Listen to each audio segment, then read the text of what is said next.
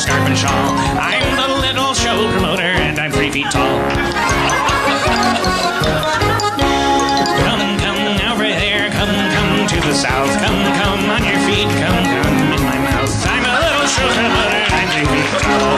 I'm a little velvet man that lives in a tree. All I do is promote shows, all that I see. Please go to see Rob Schneider at the truck show. He was in Dukes of Hazzard, now he's nowhere to go. Because his car had a racist flag on it. I'm a little show promoter and I wear a bonnet. It was my mom's idea, she made me a baby. I wanna fuck her or kill her or maybe. Harmontown is now in session!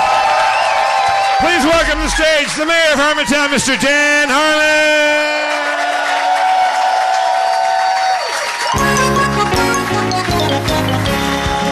Come there, come all, come everywhere and bring your scarf and shawl. Thank you.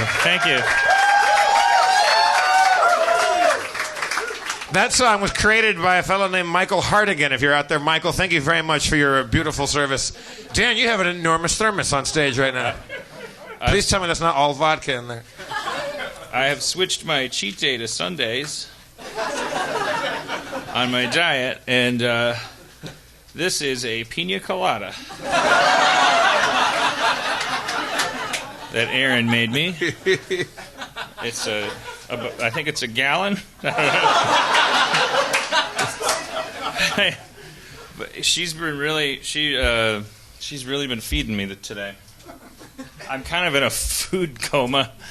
I may puke onto the microphone and onto Anatoly.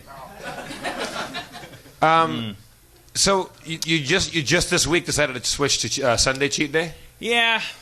So last week when you ate the cheeseburger out of the Bloody Mary on stage, that was just comedy's sake, right? That was just entertainment. I can't remember. Oh yeah, no, I stayed on the. Wait, what do you mean? Last week the show was on Sunday. Oh right, so you switched it last week. Jesus Christ, who cares? So we're gonna lie to these people. Wait, what is that? Is there a logo on that thermos? That thing is enormous. Yeah, I gotta remember to bring this back to Aaron. And I enjoy a pina colada. A gallon seems a little over the top. I don't want to waste my cheat day. But I may puke all over everyone. Because I got up this morning and at 6:45 a.m. and I used Postmates to order McDonald's breakfast. Did you get up that early because you always wake up at that early, or because it's a cheat day and you want to start? It's because I've been. You may have noticed I've never lost any weight ever. So you're probably wondering, is this diet work? Well, it can if you stick to it. I've never stuck to it. I've like cheat days turn into cheat weekends, turn into cheat weeks, and so I just basically am the same fatness that I always am. But I've last like 3 weeks or so. I've been really committing to the diet, so this last like period was particularly hard on me. Now, the idea of the cheat day being that you fool your body back into a glycemic thing, and then you go off it. And your body I think you're just keeping your body off rhythm. I never read the book that Aaron read it. I think it's basically like Atkins without dairy, but you're allowed to eat beans. So it's beans, meat, and veggies all week, and then one day a week, so that your body probably so your body doesn't go into ketosis or just adjust metabolically. You are supposed to spike your blood sugar and your blood sugar. You're supposed to spike your blood sugar. And you're supposed to eat like a birthday cake and just rub Big Macs on your balls and just wear a pizza for a hat. And like, and I do. I really take it very seriously. And so I got the McDonald's, and I sat down and I played Witcher 3. And yep. And then at some point, Aaron came home with some Del Taco, and I just didn't move, and I just kept eating. The room slowly filled up with farts, and so she would like slide stuff over to me, and she made sliders and like mac and cheese with Doritos sprinkled on them, and a big pina colada and a pineapple, and I said I should bring this to the show, and she made me a big pina colada. So if you're on the fence about getting married, it's fine. I said, Erin, what is this straw? What's the straw from? And she said, that is an unused. I said, stop, don't. If you have to say it's unused, you're not about to say a Mesa straw from the party store. It's probably an antifreeze. That is a licensed pre-owned bull catheter. Are you going to make it? But do you think the holes of bulls' penises are bigger than? Do you think? Some woman in the audience went, no. Well, I heard a guy going like, no. We are two different people. I think they're probably a little bigger. I mean, they got to be like a little. Well, why do I mean they got to be? I wonder if urethras are all the same diameter. Of course not. No. Of course not. A goldfish doesn't have. A mouse's urethra is thinner than mine, I hope. It's like a party straw. Mine's like a party straw. A mouse's is like a little baby party straw. And then, so I'm sure, like a whale's, you could probably put a ping pong ball down it. And it would probably have space around it. The ping pong ball. Witcher 3, probably not going to get any high marks on the feminist gamer report card. A lot of. I kind of got tit fatigue playing that game. There's a lot of titties in that game. A lot of strong women, I guess, but they're strong and their tits are everywhere. I'm truly bored with tits right now. Are the guys semi-clad too, or naked? Or? I guess well, there's no. I mean, no. It's the same old. I think hypocritical thing. Like the protagonist is, I guess he's kind of a beefcake, but he's covered in scars and he's pale. And then everyone else is just a big fat guy, I think, or a dwarf. I'm not saying dwarves can't be attractive. Sorry, fellas, but it's a lot of D cups and a lot of acting like they're just normal. It's just normal for them to just be out, and it's I'm really enjoying it. It's it's one of those games where you do where it has like relationship options. Like there's like different characters and you're sort of like while you're playing the game you have like these multiple kind of romantic roads you can go down. But there's this woman in the beginning of the game that you like, and then she's treating you like garbage, even though you clearly like her. So then it's kind of clear, like, oh, she must be like the female lead kind of thing. Like, I guess I'm supposed to have a will they, won't they with her, and I guess I'll meet up with her later. But then in the meantime, there was this redhead, and I was just like, "Will you marry me?" And so now the rest of the game, I'm like, the regular one is like keeps on. I don't know. It kind of the game kind of fucks you over because it definitely gives you the option of totally full on monogamous commitment to this redheaded sorceress. If the first woman that treats you cruelly were a redhead, would you be more into her? Yes. Okay. And that's not my fault because this is it's a video game, so it's like the hair, like especially like it's like what else is there? Like it's like I don't know. And there's like I said, the first one I don't like the strident type. I don't go for that business. But it doesn't make my little wiener jump up when somebody's like, "You're a piece of shit." I'm not like, "Yeah." I like a little equivalence. Wasn't the redhead in the recent Jurassic Park kind of strident? Wasn't she kind of a tough nut? Well, there's a difference between like withdrawn and like mean. Oh, okay. Because the mean thing seems dishonest if you're going to end up actually, coupling with someone. Like, well, then you didn't mean it when you said I was a poo-poo face, right? Because otherwise you're a poo-poo face fucker.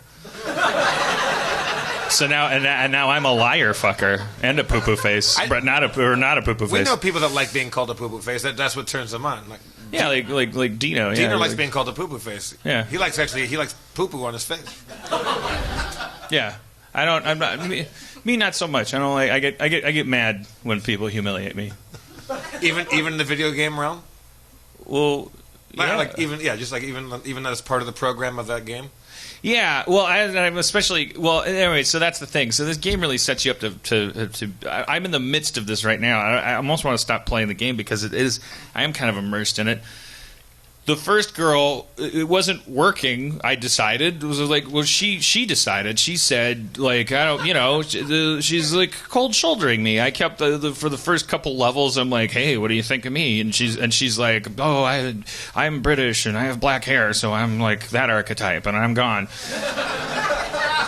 And then this redhead sorceress, and she's nurturing, and she cares about the other mages, and I helped her do this whole like Harriet Tubman Underground Mage Railroad story where we got the mages out of the city before the horrible anti-mage Hitler was going to kill them all, and it's like that turns me on. Yeah, but that sounds to me like that you're supposed to fall in love with her and not the black-haired British lady from the beginning. Wait, sorry, what? That sounds like they're setting you up to love her. They set me up. They yes, because it's obviously available in the program because I did. I was like, I kissed her.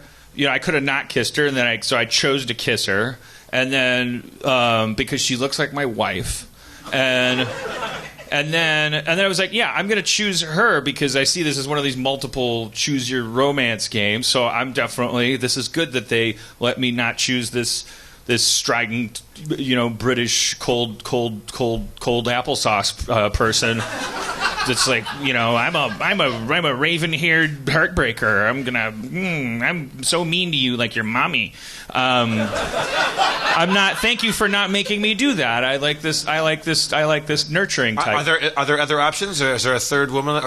Well, I'm not. I feel like I'm like a quarter through the game and I'm already fucked because I like the redhead. I was like, well, don't. It was okay. We did the adventure and then there was an option that said, please don't go, and I was like, please don't go.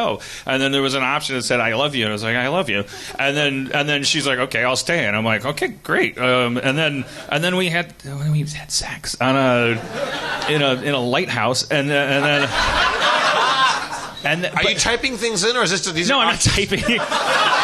Are these options that come up on the screen? These are like story options you're choosing based on like 3 dialogue decisions. So now you're married to this redhead in the video. Well, I didn't marry her, but I might as well have. I made love in this. What level of intimacy do they show you while you're making? It's really weird. Do they cut to a train going into a tunnel and a rocket? Well, they don't. They show you both naked. Then they show like her naked butt, and then they show my hand slide over her butt. But then they cut to just a wall, and there wasn't even like a shadow of humping or anything. But it was like they already showed like boobs and butts, and like it's not for kids. This game, like they say the C word in it, and the F word all the time. Fuck is the F word. Anyway. So I made love to redhead on a lighthouse. In a lighthouse. In a lighthouse. Not on a lighthouse. That's dangerous. In it. Yeah, they're kind of pointy on top.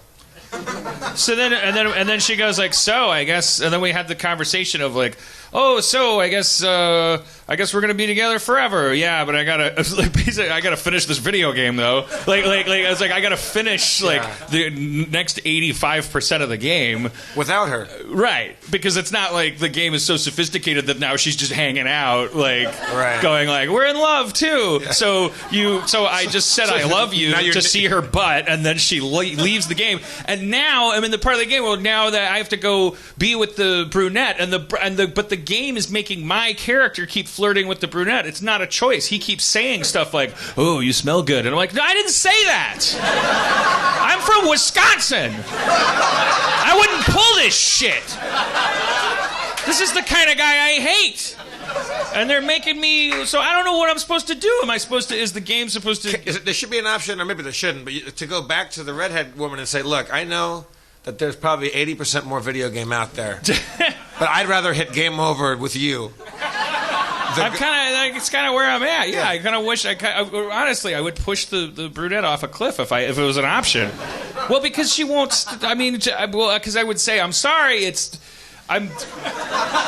smell nice. The game keeps making me act like I want to fuck you, but I don't want to, so I'm gonna murder you. And she's like, you're mentally ill, because she doesn't know it's a video game. So, Can you come on too hard where she hates you, like a Jack Tripper or Three's Company episode, or I'm not gonna try that. There are options where it says like you can lay it on even thicker, and I'm just choosing the neutral. Just like all business, Right. And I can't wait for her to ask what's going on. I'm going to be like, I am a married man. I made love in a lighthouse. And I just want the rest of the game to just be about killing werewolves. Do you think the game is designed for people to, like, the first girl I meet, I'm going to date her. She's like the evil part of my mother. You're like, she's hard to please. I'm going to date this British lady, like a schoolmarm. And then you realize, she sucks. And then later on, you're supposed to meet the redhead. It's definitely it's laid out that way. It's pretty ingenious. Like it's very for a video game. If it was a movie, you'd be like, well, this isn't very smart. But for a video game, it's pretty sophisticated like stuff. The game Dragon Age Origins had some stuff like that. I thought was pretty fun. I'm old. I'm playing video games. I like that some of them have like a more nuanced story component to them. But the danger of that is that now now it's like the game is about anxiety. I can't escape life. I'm like in a worse life. It's like a terrible. I'm like living a lie in the video game. In the real life, I have a beautiful woman bringing me cheeseburgers, and you're hanging out with a poo-poo face lady. Triss Marigold.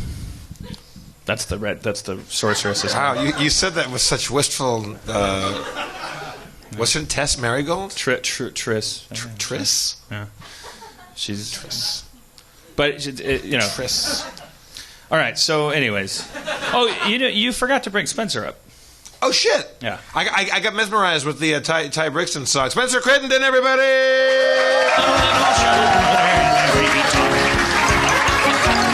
Sorry, Robert. Come over there, come to the south, come on your feet, come in my mouth. Sorry, Spencer. I was remiss. I'm very sorry. Don't even trip. This is a great song, man. It's a lot better than me. No, don't. No, not like that. I mean, it's really that good of a song. I've literally just been driving around, and I'll be like, I'm singing. I'm like, come over here. It's so good. Hey guys, how far down that gallon of that opaque jug of pina colada do you think you are? I don't know. I can't tell. Hey, lick off the whole straw and do like the dipstick test. That's a good dear. That is a bull catheter. Shit. That is some viscous shit. It's really good. I have a perfect wife. I have the perfect wife. She's not here tonight. What is she up to? Is she fatigued from cooking for you all day? She's right. She's got to make. It's our friend Kimber's birthday tomorrow, I think. Oh yeah. So she's making some stuff. I think I should switch cheat day back to Saturday. I think this is not good for performance. Because I feel sluggish, and I'm also like the summer heat, and I'm under these lights, so I just look like Jabba the Hutt, like I should just go back. How is that a proper pina colada, like in terms of? Oh yeah, this is pretty standard. Like booze to mixer ratio. Oh, I don't know. I mean, it's boozy. It's pretty boozy. Damn, that's a lot of booze, Jackson. Try I'll try a sip. I'm so afraid. I gotta try it. Got a long way to go. well, what's in a pina colada? I'm not good at alcohol. It's rum, Coconut milk, pineapple, and something else. Shit. You like booze and milk? Yeah. Try it, Spencer. Come on. No, I'm good. Take a bite off of that sandwich, man. Come on. Do you guys remember the Darwin Awards? There's a guy who won a Darwin Award for trying to make alcohol by mixing beer, if he started with beer, that'd be good. No, he was mixing milk with just car gasoline. Because that's how booze is made. And he died from drinking it? Yeah. He drank so much that he died? I mean, I don't know how much you'd have to drink, but yeah. Do you remember? It might be apocryphal, but when I was in college, do you remember the story of the guy that died? He was doing a headstand and he put a bottle of Jack Daniels in his butt, and he let the booze drain into his butt. And he just died. Yeah, I don't think that was an urban legend. I think that really happened to a guy.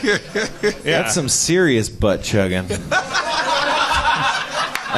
That's what they call that. That's not some Saturday morning brunch butt chugging. This isn't your grandmother's butt chug. That's not like a casual mimosa being butt chug. poured down your anal cavity at 45-degree angles by a group of well-meaning friends before going to see a Marvel movie. This is hardcore butt chugging. I would butt chug a little bit of that pina colada. That was delicious. Oh, that'd be cold.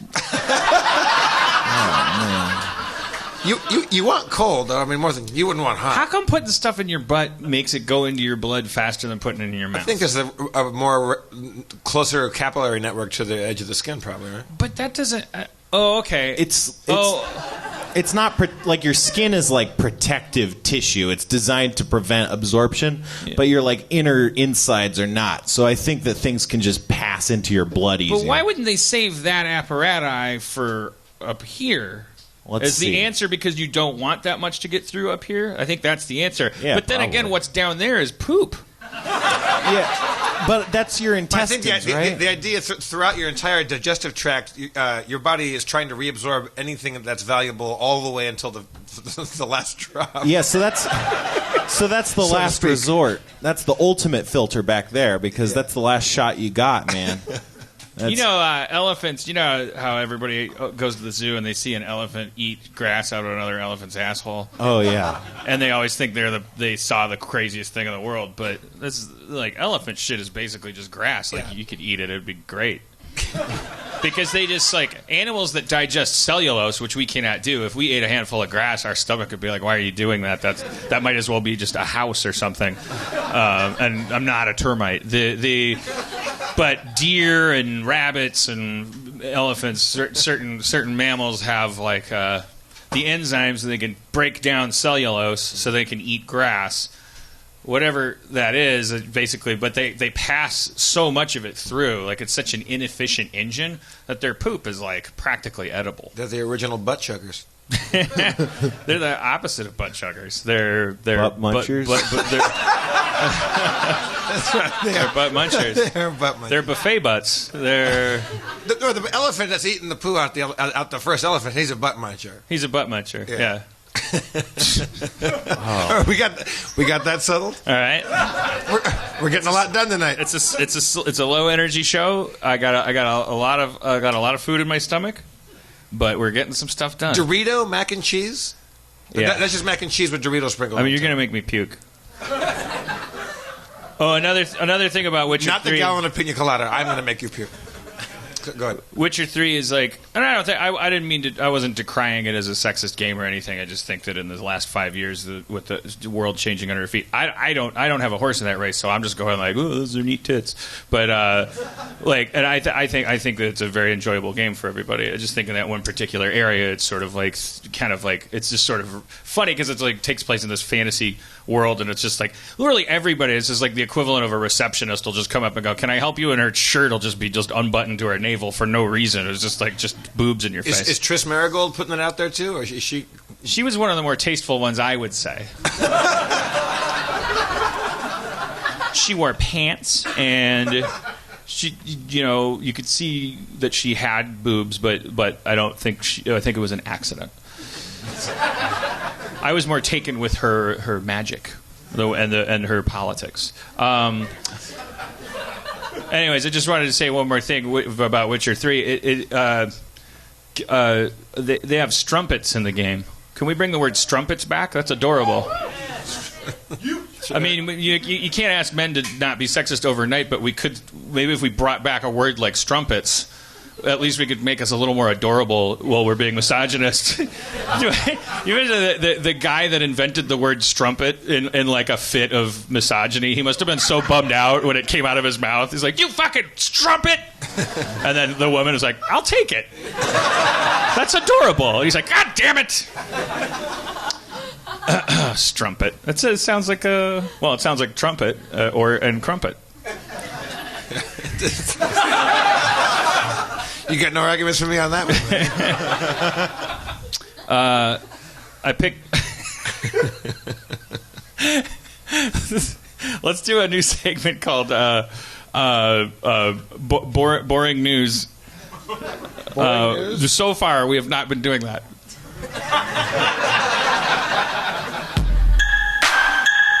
Yo. What's happening?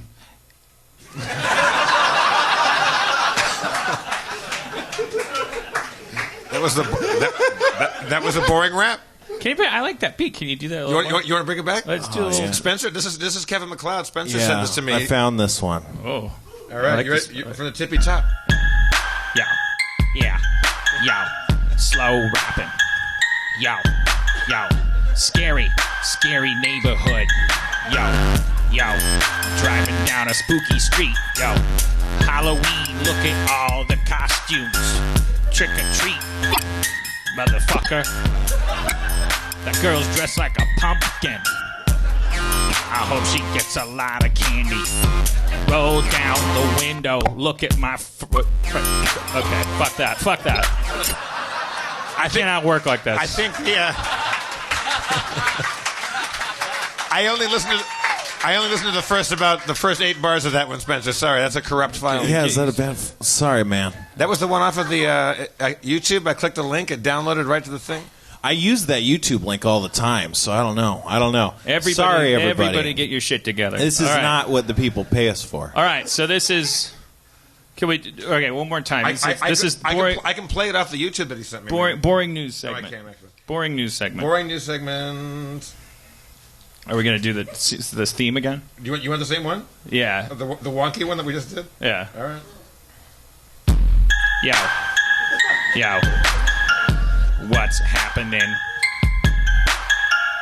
ain't always entertaining. Sometimes it's boring. Nothing much happened. Boring news. Okay. We got a new saltwater aquarium installed in our home. And go on. These in order are my 10 picks for our fish. No. Dan, I'm going to stop you there. This is called boring news. Yeah. My top pick is the blue spotted jawfish. Look it up, you'll see why. Tell me why, because I don't have the option. It's like a little snake guy, and he can make a little hole in the sand and like act like a snake sometimes. All right. How large are these fish we're talking? How big is the aquarium? Is it a giant one or a small one? I don't know. It's aquarium size. I don't know. Somewhere between 50 and 1,000 gallons. It's a decent sized one. It's not. You wouldn't call it big, but it's certainly good sized. All right. We'll get extra little fish. Number 2, the yellow watchman goby. Nothing really to say about him. I can't remember anything about him. Number 3, the court jester goby. Ooh. Why is he playing second fiddle to the other goby? I don't know. I can't remember. Number 4, the lawnmower blenny. Ooh. I think I remember him. He scoots along the dirt. Number 5, Jeff, you're going to like this one. The blue tang. Yeah. Some of that Smurf pussy. Number 6, the hell freaky dartfish. They're making these up. These aren't real fish. That one I got just you went because to a fake fish it site. reminded me of the Diane Antwoord song. I think hell freaky and I like you a lot. Number 7, I can't remember the name, but Aaron and I called it the pajama Buscemi cardinalfish. Because it reminded us of Steve Buscemi. Number 8, the Royal Grandma. I know, typical. Number 9, the Bangai Cardinal. Number 10, the Bartlett Antheus. I mean, that's one. That one can go fuck itself. It's number 10. Now, Dan, give me the 30 fish that didn't make the cut. I don't know. There's a bunch of blennies and grandmas that don't make it. You know, there's Are you going to combine these fish? You're going to pick one sort of fish, or what are you going to Well, we'll defer to our aquarium guy who, he'll go, oh, a blenny will eat a goby. Have you ever... You've been with me to Damon's in Glendale, right? That tiki place, the bar, they had to make the chi-chis and the Mai Chais. They got some aquariums in there. Yeah, they have a bunch of aquariums, and I'm not a big aquarium fan. I grew up with fishing aquariums. I liked them as a kid, but there was one fish that takes dirt and sucks it up in his mouth, and he goes and makes little towers over here, and he makes a little building of dirt over here, or gravel. That's one of these guys. Yeah, I can't remember. And then that might be the blue snaky guy, and then he sucks it up, and then he gets bored with that shit and starts making one over there. Yeah. And the other fish are just swimming around looking at you. They're doing nothing. This guy's working for a living. Saltwater tanks are very meticulous. They're hard to maintain. So we got. They're taking it step by step. They got to put living rock in it. Then they put some coral in it later. But first they brought in 3 starter fish. Yeah, that's how you got to do it. That sounds like a shitty gig. What do they have to do? They start the water off? Yeah, well, Dino and I spent like 45 minutes disagreeing on what the Pixar movie would be, about starter fish. Because Dino's... I wish he was here to defend his movie, but I was like, you don't get it. You just don't get it. Because he was he was obsessed with this idea that it would be the story of a starter fish's relationship with the little girl who got the aquarium, but her parents kept telling her, don't get attached to him, he's just a starter fish. Yeah. He's gonna die. And I was like, dude, your narrative's all over the fucking place. And he's like, you said Toy Story. I said, yeah, exactly. Andy's a fucking meteorological phenomenon. He's moving. He likes this toy. He doesn't like that toy. The toys are the ones with the fucking complicated relationships. Right. You can't bounce back and forth in and out of the tank. There's the grown-ups talking to a kid and going don't get attached to her. What the fuck is he talking about? What's your opening? I'm glad you asked. Obviously, I don't even know that you have a choice in this matter. If it's a movie called Starterfish, it's hey, we're starter fish. We're like the blue collar fish. We go into the tank and we can handle heartier water and we get things started, and we know that we do a good job when the big bright fish come in, who are more sensitive and delicate and who cost more money, and they're the reason that people get the tank. I spit all over you. Hit pause for a second. So the starter fish's job is to what? Get the. They're just in there because they're cheap, and if they die, it's not as big a deal. You're making sure you got the levels of the thing. Yeah. And the stuff. But they actually set the levels themselves. Yeah, it's they shit, and then bacteria and stuff can grow in the carbon and the living material they put out, and that actually puts bacteria in the water that then bacteria eats and puts air into the water, and they can breathe. They jumpstart the biosphere. They should call them martyr fish. Anyways, my story... That's the name of your movie, Martyr Fish. Well, I think someone could throw that out at one point. Go, why don't they call you Martyr Fish? Maybe. That could be a thing in Act 1, I guess. It's in the trailer for sure. My movie's about the little starter fish that decides he wants to be the center of attention. He's not a starter fish. He's going to be the most important fish in the tank. And then everyone's like, look at that fish, and all the you don't set the story outside the aquarium. You have all the other fish are like, what the fuck are you doing, starter fish? So the other fish are saying, look, don't get too big for your boots. You know where we're going. We're going right down the toilet. See, I don't know. You and Dino were obsessed with this lifespan thing. That's the thing. I don't. It's not. Well, I'm saying, wouldn't there be threshold guardian starter fish, or they would all go get him? No. I think yes, of course he would have his family would be like, don't Mickey, don't you're a starter fish. Now I don't know why. I gotta finish writing the movie, but I don't know what's at stake for anybody. Because they're in a tank, so I don't know. Maybe there's a fish contest at the end of the movie. I don't know. Well, I'll work on it later. Yeah, how does he go from being a starter fish to making the cut for these flashier pajama buscemis and stuff like that when they come in? Well, I don't know. Maybe I'm just riffing this. Okay, bad pitch. Okay, Tommy the starter fish comes in and they go like, kid, you're a starter fish. Do you know the code of starter fish? No, I don't. Tell me. Really, you're telling the audience. You tell them, it's a starter fish. This is our code of ethics. Okay. Starter fish. Okay, here come all the fucked up fish, or the non-fucked up fish. And then, okay, so it's a love story. He falls for a girl. You know what? Maybe it needs to take place in the aquarium store in order for it to work. Because then there's that whole adoption thing. Where are you going to go? That's what it has to be. All right. It's like, oh, he falls in love with a tetra or a blue tang, probably. And then or just wants to be friends. It doesn't have to be falls in love, because some people might go, they can't reproduce. Are they gonna? And you're like, why do you want to think about these fish fucking? And then, but then he's like, I want to go with her, so I'm gonna go. So he's just in a tank full of starter fish. So then what do you do when you're just a kid born off Broadway, but you got big dreams?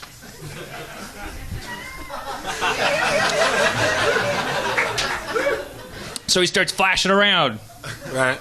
It's like a subtle. If you do it right, it could be like a subtle, like commentary for drag queens. Like he decides, like, I want to be flashy, and the people are like, you're weird. Stop it. That's not in your nature. You're a starter fish. And he's like, so what? That's what I was born. I don't care. I want to be a different kind of fish and get scooped out of here, and I'm going to go beyond the metaphor for whatever, RuPaul's show, which is going into some little girl's tank in her bedroom.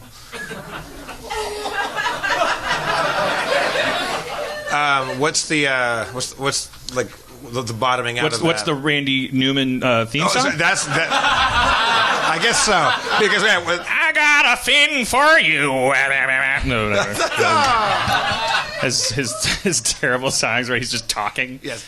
Oh, swimming water, swimming friend.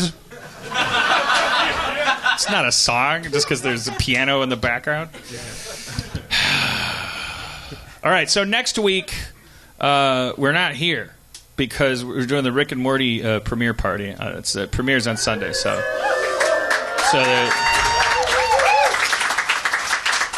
apparently I've been asked to host the streaming of the thing. Yeah, you're helping us out there at the party. I should probably get to see the episodes before that happens, right? So I know what the hell I'm talking about. Yeah. It could be a disaster. Because you'd be like, what are you going to see? I don't even know what you're going to be doing. Me neither. Then the week after that, it gets more confusing. We're going to be in New York. Right? Is that right? We are, I believe, yes. That show's already sold out because it's in a teeny little theater. Not that you guys were going to fly to New York to see us, but for those of you listening to New York. And then we're back here and we're rolling like James Brolin.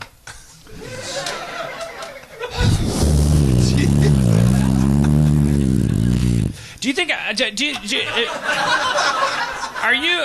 Is there anybody here that's lactose intolerant? There's got to be. Yes. Okay. So I'm going to ask you a couple yes or no questions. Do you fart a lot when you? Yes. Okay. Does it hurt? Okay. So it's just like if you just had like a cheeseburger.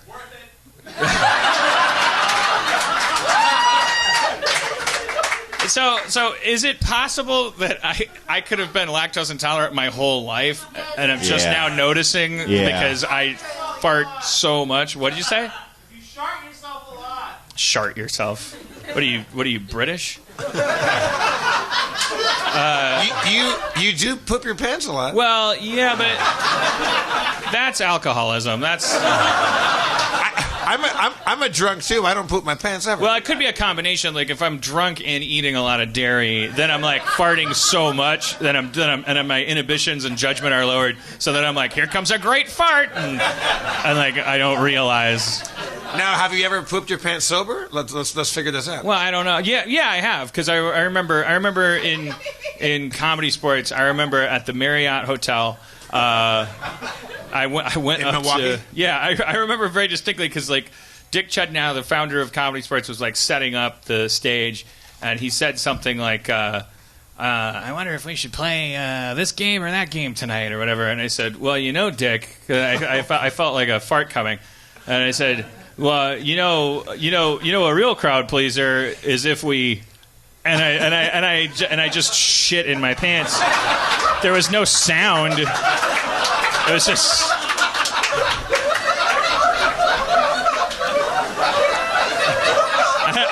And I just walked away and I had to throw my pants and my underwear in the garbage. And I was like, I had no pants. Like, I had to borrow someone else's pants, and they knew.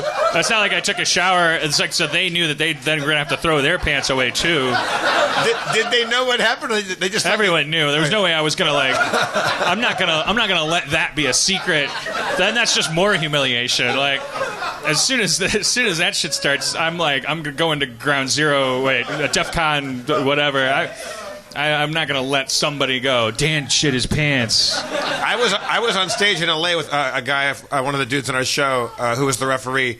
Right before instead of intermission, it's called halftime, and all of a sudden it smelled like somebody shit their pants. And certainly enough, our referee had just completely filled his pants, and so he came back out at halftime, for the second act, and he, instead of having black trousers on like he'd had to start the thing, now he had like navy blue or royal blue sweatpants, but no underwear on, so you could see his little wiener like poking through there.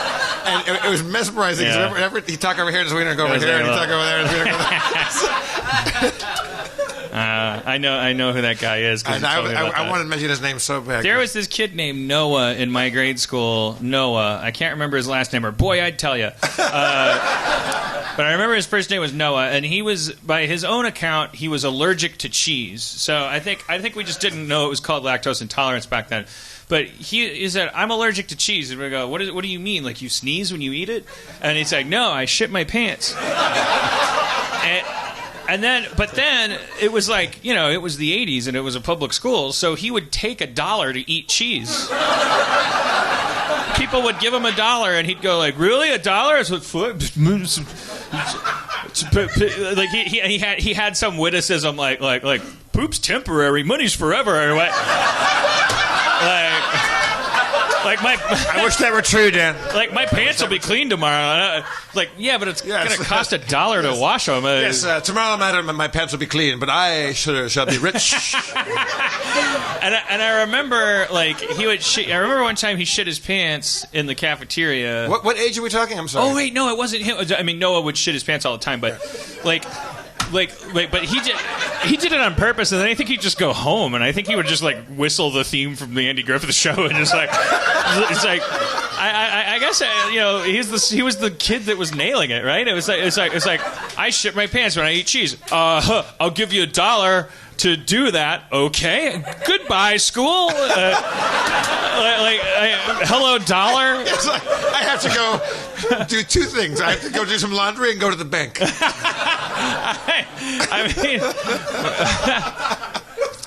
But there was this kid. I can't remember his name, but I wish you could, because the names of your friends from school are hilarious. I want to say his.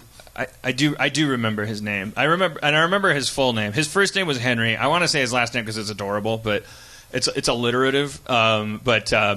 He was an adorable, very quiet kid, and he shit his pants. And for some reason, this is what's really weird. This would have been first grade, not kindergarten. Because in kindergarten, I told you the story of how I in kindergarten, you don't even know where you're going. They used to take me to that special room when I was in kindergarten because I knew how to read, and they left me in this room, and I didn't know how to read the clock. So Has he told the story before? I had to. Yeah. And I was like, I know when the bell rings, I get to go to the bathroom, but I don't know what time it is, and I don't know when the bell's going to ring, and I had to pee, and I just just peed in the chair. I just in the middle of this walk-in closet surrounded by textbooks, and I just went. And it's just this big, and right in the middle of it, it was like the bell, and I was just like, and it just kept going, and then I just got up and took a look back, and there's this big ocean of pee, and I just hit the lights and left, and I just piss all down my pants, and went and got in the lunch line thinking like, oh yeah, no one will notice. I was like, you look like you were riding a painted horse that hadn't dried yet. Of course people are going to notice. But and the guy who really pointed out, my brother, who was like in 6th grade at the time, was like, did you piss your pants? And the whole school was like, you pissed your pants. Anyways, when I was in 1st grade, did you cry? Was that horrible? I think that was so weird that I don't think I cried. I think I've cried it less, but Did you realize you could have been making money on this the whole time? You could have been peeing your pants for $1 a pop. So this kid Henry, so Miss Piana comes up to me at lunch, 1st grade, and she goes, she's got Henry, she's holding his hand, and she goes, Daniel, will you take Henry to the bathroom? He had an accident. What? Now, I never shit my pants in school, as far as I know, so I don't know why I'm an expert. Like, send him with Noah, like Noah will show him the ropes. Maybe that's what she was worried about. We don't need another poop tycoon in our school. I think it was like because I was smart. I was the smart kid. I was supposed to handle. It was like I could be like or that you dealt with the trauma of peeing yourself so well that you thought I can take it. Yeah, and I went. Yeah, I remember going into the coat room where the bathrooms were, and he just went into a stall, and I was just kind of like, I have such a clear memory of that. Like I was just hanging out by the winter coats, just going, let's like trying to talk him through it, like an old war buddy or something. Like I was like, I poop my pants all the time. Okay. Oh man, it's everywhere. It's all right. It's okay, man. Just clean it up. I don't know what I was supposed to do, and that's so weird. Yeah. It's a positive memory for me, though, because I felt like I did it right, but I'm sure I didn't. I don't know. I'm sure I wasn't supposed to, like, help him. That would be crazy if the teacher wanted me to, like, help. Yeah. Like, she couldn't have wanted that. Yeah, how would she have judged the success of that task? Like, Yeah, what was she hoping would happen? I mean, wouldn't, like, usually you go to, like, the nurse or they call a parent or something, right? I guess this was in the past. Yeah. It was this was, like, in dinosaur times, and Yeah. there were probably just as many pedophiles and kidnappings, but there was no internet yet, so it was just sort of like, well, as long as he's with someone, we can't just send him off into the world. We'll send him with 2 kids, so they'll be harder to kidnap. We had beatings in my elementary school. Like you got corporal punishment. Like there was hard spankings at our school. I don't think we ever. We get, That's hilarious. For our birthdays, there were. we got paddled for our birthdays. You could hear kids getting spanked if someone did something bad. I feel like I've told the story before, but there was a ping pong paddle supposedly, and they really whacked the crap out of you. Not quite, but you could hear it from outside the building, and so you'd be in there. Like, it was like a scene from some World War II, like prisoner movie, and you could hear the kids screaming. You wham! Ah! It's the fucking worst. And then supposedly the legend was there was one kid that was so badass he clenched up his butt cheeks and broke the ping pong paddle. The kid was famous, whether or not that ever happened. But he was Paul Bunyan. Because his ass was so muscular. He just fought it so hard. He's like, yeah, he destroyed a ping pong paddle. Well, my mom would hit us with a wooden spoon, and every once in a while the wooden spoon would break. Oh yeah, I'm sure that there was stress crack. Yeah. There was fatigue. I hate that kid got credit for. Because Because it's like if you just hit a rock with a ping pong paddle, it's not going to break. It's not like because it's so hard. Yeah. Like someone else's ass wore that thing out for him. Yeah, where's their credit? Yeah. No, I don't think anybody got. They call those starter butts. Like.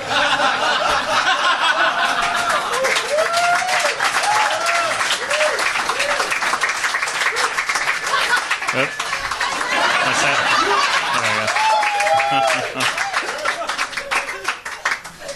I'm trying to remember if maybe before, because my brother was 5 years ahead of me, so like any stories about, I hear stories about teachers throwing erasers and throwing chalk and throwing tantrums and stuff. Like and there were teachers who would have like nervous breakdowns, but then they would disappear, because we they had did a crazy something teacher physical. That locked, like if you made her mad, she was kind of like on and off medication, and if she was off her medication, she would just lock kids in a cabinet.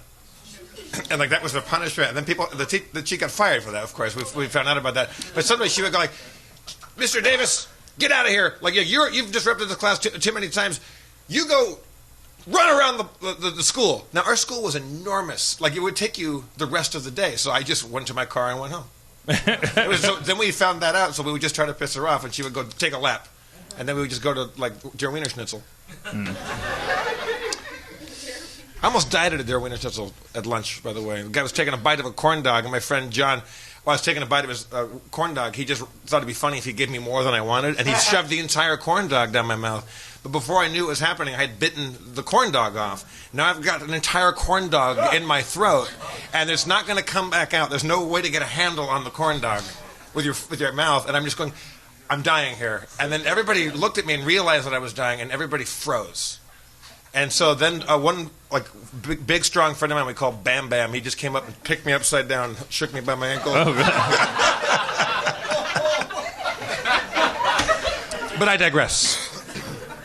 Do you know? I do remember thinking in that moment of crisis when I thought, okay, I can't breathe. It's been a while now. I need to start breathing soon. There's nothing I can do to help this thing out. It will not go down. It's not going to come out. And I remember thinking, not like this. Oh, man. Well, did you notice, so everybody in this room probably has had, like, a choking incident where you actually, like, you kind of, like, it triggers this very specific response in your brain. Like, you feel like this could be it. And it takes very little for that to get triggered because you're like, oh my God, I didn't realize how accustomed I am to breathing whenever I want. It's like, what? And it's weird how, number one, how everyone around you kind of freezes, and I've been that guy. Dino and I were eating at Little Dom's with our newly hired CFO at the time. We were just having dinner with him to talk about how excited we were for him to be turning the company around, our animation studio. And he's like, yeah, and it's going to be great. And he's eating this, the hanger steak, and he's just like, yeah, I'm really excited about it, and I can't wait to get some health plans for the staffers. And I'm like, yeah, and morale could be higher over at the animation thing, and we could get gotta fix that air conditioning. He's like, yeah, I really want to. And Dino and I are kind of like it's weird. Like, I don't know. And you're supposed to overreact to possible choking. And the bartender did. Like, he was coming around soon enough that before Dino and I started to do the right thing, he was already over there. Plus, on top of it, by the time anybody got close to him, it just came out onto the floor, and he picked it up with a napkin and continued the conversation. But we're all sort of like, oh, we can never unlive that experience. Like I just might have just watched a guy die, I guess. Like, I don't know what I would have done and when I would have done it. And the other weird thing is that on the choking side, the instinct very often is to, like, hide. Like, people die because they start to choke and then they, like, go to the bathroom because they're embarrassed. I've been in that situation. It is weird how much shame gets triggered. 'Cause you're choking, and I guess because you feel like a pig or something. Like, you just feel like, well, what's inside your body shouldn't be anyone's business or something, and so you just, like, you kind of want to go hide somewhere until it's over, which could kill you. For me, sure. I thought, I'll handle this. Like let me get this corn dog out of my mouth. And at some point, like, I'm dying and I need somebody else's help here. By that time, I kept waving everybody off, I think, so everybody was, like, in stasis the whole time. Yeah. In the 70s, they had that whole Heimlich awareness campaign. Yeah. I guess it must have just been terrible, like, it must have happened all the time. People just, like, eating in a restaurant and then they just, like, turn blue and everyone's just going, "Oh no, Harold!" And then just watch them die. I always thought that would be like, if I don't have tattoos and I don't want any, but, like, CPR diagram and Heimlich maneuver diagram. So if you're choking, just rip open your shirt, like. You know, the trick. There's a trick for the CPR because you do chest compressions, right? But you got to do it like a special rhythm. The rhythm is the beat of the song "Staying Alive," the disco song. So when do you compress? You go pump. You go pump. ha ha ha ha, staying alive, staying alive. Oh, you don't stop for the thing. No, to the beat. Ha ha ha ha, staying alive. You just keep pumping. But couldn't that also be "I wanna fuck you like an animal"? I wanna Just hear those sleigh bells jingling.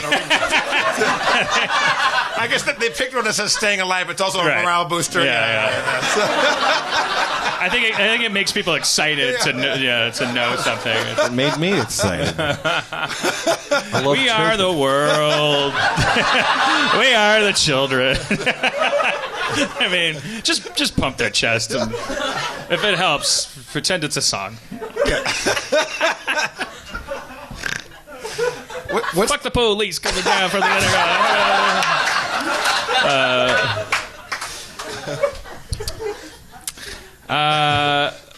Will you know my name if I see you in heaven? No, not the Eric Clapton. It's also too slow a tempo. It's too slow.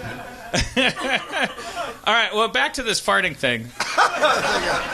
So I'm lactose intolerant for sure, I think, because it's like when I'm eating beans and stuff, I fart like regular people that eat beans. Like it's a musical fruit, as you know, but it's like predictable amount of bean farting.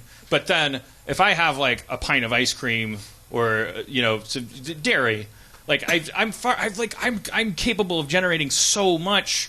There must just be some incredible thing happening. Have you tried cutting out all dairy just to see if that goes away? Well, I effectively have with this. Yes, that's what I'm telling you. It took me 42 years to accidentally have that experiment. I never tried it. But today you had a load of dairy, right? Like, so are you? Yeah, I don't. What? I'm saying, so today you're farting because of that, and yes. but when you cut it out, that stops. Yes, so for the rest of the week it's not there. But then it's like, and then I have some ice cream or a pina colada or something, and then it's like holy jamoli! I feel like I could fill a hot air balloon. And there might be a way to tap it for global energy. It just seems like an amazing thing that a human being can generate so much. We could at least have our own hot air balloon. Yeah. My friend Sam, he was my neighbor. He had this lovely family. They were a very cohesive nuclear family, and they all had the family joke was cherries made them all fart like mad. So they would all you go to their house and they would put out a bowl of cherries and they'd all start laughing. So I was eating cherries and they're laughing, and then mom, dad, old people, young people, everyone's just farting cherries. I don't like that story. Yeah. So I don't know why. Their pastime is to invite guests over and just fart all over the place. I guess because it's a family. I guess that's what I don't like about it. Yeah. I don't like that. It's you resent that the family bonded over anything like that? It's like the hills have eyes, kind of. Yeah, except they don't, because if the hills had eyes, some of those eyes would lend to self-awareness. The hills, if the hills had enough eyes, the hills could see themselves for what they were, and that family can't. Oh, so you weren't upset about family farting? That resonated for you of a close, cohesive family. I don't think I'm jealous of the cherry farter family. I don't like them. I think they're too close. I don't like that. Why are they doing that together? Tell me more about them. What did they do with bananas? Did they shower together? They were this. It's the Smotherman family, and I went to high school. The Smotherman family. Smotherman. When I moved back from when I was on the play on Broadway when I was 10 and 11, and then I came back to LA for the first time. 9/11. Okay. All right.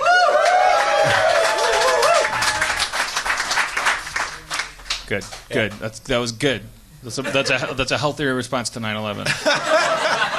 My first day back, I moved back to Whittier, which I'd never lived in, but my grandmother lived there. When I was a little kid, we had a big house with horses and stuff, and then gradually my family lost all of our money, and then I went on the road with my mom, and then my dad was back home. I think they would have gotten divorced. We came back, and we lived in this really small house with this shitty car, and I didn't know anybody. We moved into this. It's not a great neighborhood. It wasn't living in a horrible Detroit or something some terrible gunfire going off all night long. But it was I lived in a really nice, hilly, beautiful childhood. And now I didn't know anybody, and I remember laying on my parents' bed in this new little house, and all I could hear was a plane going overhead. And when you fly into LAX, if you're like coming back into LA, and when you hear the flaps go down, if you look out the window, you can see my high school. That's the sound of, you can hear from the ground of the planes decelerating. And I just started crying because it was the only noise I heard. And I just lived in New York for like about a year, where it's just all this input and like action and stuff. So I was really depressed. And this kid went by on a skateboard, and that was Sam Smotherman, and he lived just down the block. And their family was so cool. And their dad, they were all really Christian, but like the most adorable, wonderful version of that. And if everybody were like that, you wouldn't have any negative like attachments to that. They would sit around, like Sam got really sick as a kid, like some disease. Then he got really wounded in a car accident, and there was all this, like, they went through a lot of family crisis, and they would sit down as a unit, and they would just talk it out. And they would like if it came down to it, the father would just say, well, you know, it says in the book of James or whatever, and they like, not like in a pedantic or pedagogical or like preachery way. And I just sat there watching it, and it was just like, this is marvelous. And then the cherries would come to the table. Well, I hung out there so often. I still have dreams where I'm like knocking on Sam Smotherman's door from, you know, from when I was 13 or 12. But that kitchen, and that, like, one day I hung out there so much, there was a bowl of cherries out there, and I took one, and they all started sniggering. And I was like, what's the joke? And they're like, it makes the Smothermans fart. It makes the Smothermans fart. Now, do you like them? Yeah. No, the Smothermans are fine now. I was picturing them more like white trash, like they drank antifreeze, and like one of them like huffed himself to death in the basement, but he was still kind of half alive in the hospital, and like they would like in order to make their cars go faster, they would spit into the air scoop.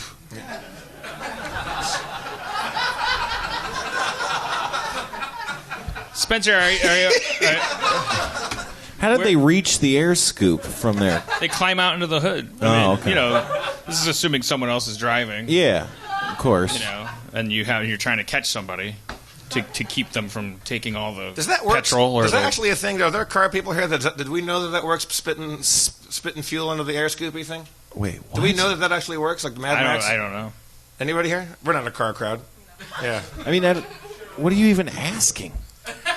In Mad Max, when they go out in the thing and they're sucking fuel out of a hose and they're spitting it into the intake valves on the hoods of the car, and the car gets like super boosted and goes really fast. Yeah. Anybody? I'm sure that works perfectly. It's not. That's not. That doesn't work. It would flood the engine. What if it was like crazy Mad Max cars, though? Okay. I mean, you mean it would flood the engine eventually? Damn. Like that's why they didn't design the cars to just have a guy spitting like taped to the front of the car, because that would have been impractical. But they're like, this is life or death. They could just invent a little hose where you just like a little squirt bottle. You could just like. But then they'd overuse it. You know, those guys are nuts. Those little, they're anemic guys covered in tumors. They're spray painting their war boys. What are they? War boys. Those guys are crazy. They have no impulse control. You can't give them a hose and say only do this when you really need it. Your whole society is founded on their feral ferocity. You can't then just ask them to do something in moderation. How dare you? So after like 70 years in the making, like we finally closed the deal. We're going to actually start shooting Harmon Quest. With, Yeah.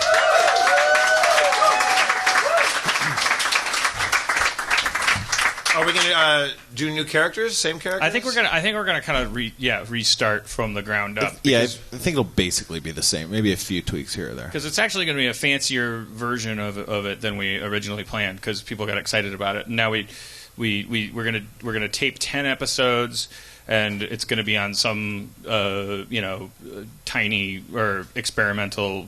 I don't know how much I'm allowed to say and not allowed to say, but it'll be out on some platform that you'll be able to find or something. It may or may not play in Canada. I don't know. I have no idea how that shit's going to work. But it's not Yahoo. It's something else. But we're going to do 10 episodes, so certainly they'll exist. That's so awesome. I can't wait. And we'll have tapings and stuff, and we'll make sure you guys know where to go. So that'll be like in September, so you can come and watch us. We'll get the old celebrity guests to come and play with us, and then And then we're going to animate. Have you picked your dream team yet, or that's probably too soon to talk about that?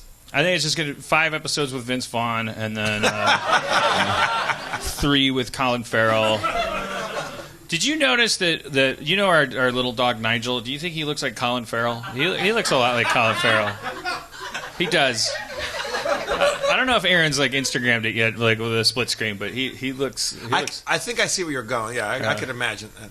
Yeah. All right. Well, you know, I like Nigel more than Colin Farrell, though. What do you think? The show's been like a 5.5. Yeah. Out of 20. I call it a solid 5.5. Solid 5. That's no good. What do we got to do to make it memorable and extreme? Extreme? Well, maybe not. I mean, not like racist extreme. I got 2 words. Butt chugging. What if we could be the first podcast of butt chug to live stream a pina colada butt chug. Somebody did come up and was like, "I'll butt chug," like, and then they died, and that was just it. Like everything in your whole life was leading up to that. Can we generate some sort of waiver that they sign their life away? It still wouldn't matter. It'd still be the podcast that killed a guy by pouring Jack Daniels in his butt. Like it would, or girl. Why don't we start off with butt chugging something nutritive, like like just a big we'll fill a bottle of Jack Daniels with like Pedialyte or something like that that won't kill you. That's still butt chugging, right? What if we brought up a guy, stood him on his hands, poured Pedialyte down his butt, and he became like a senator.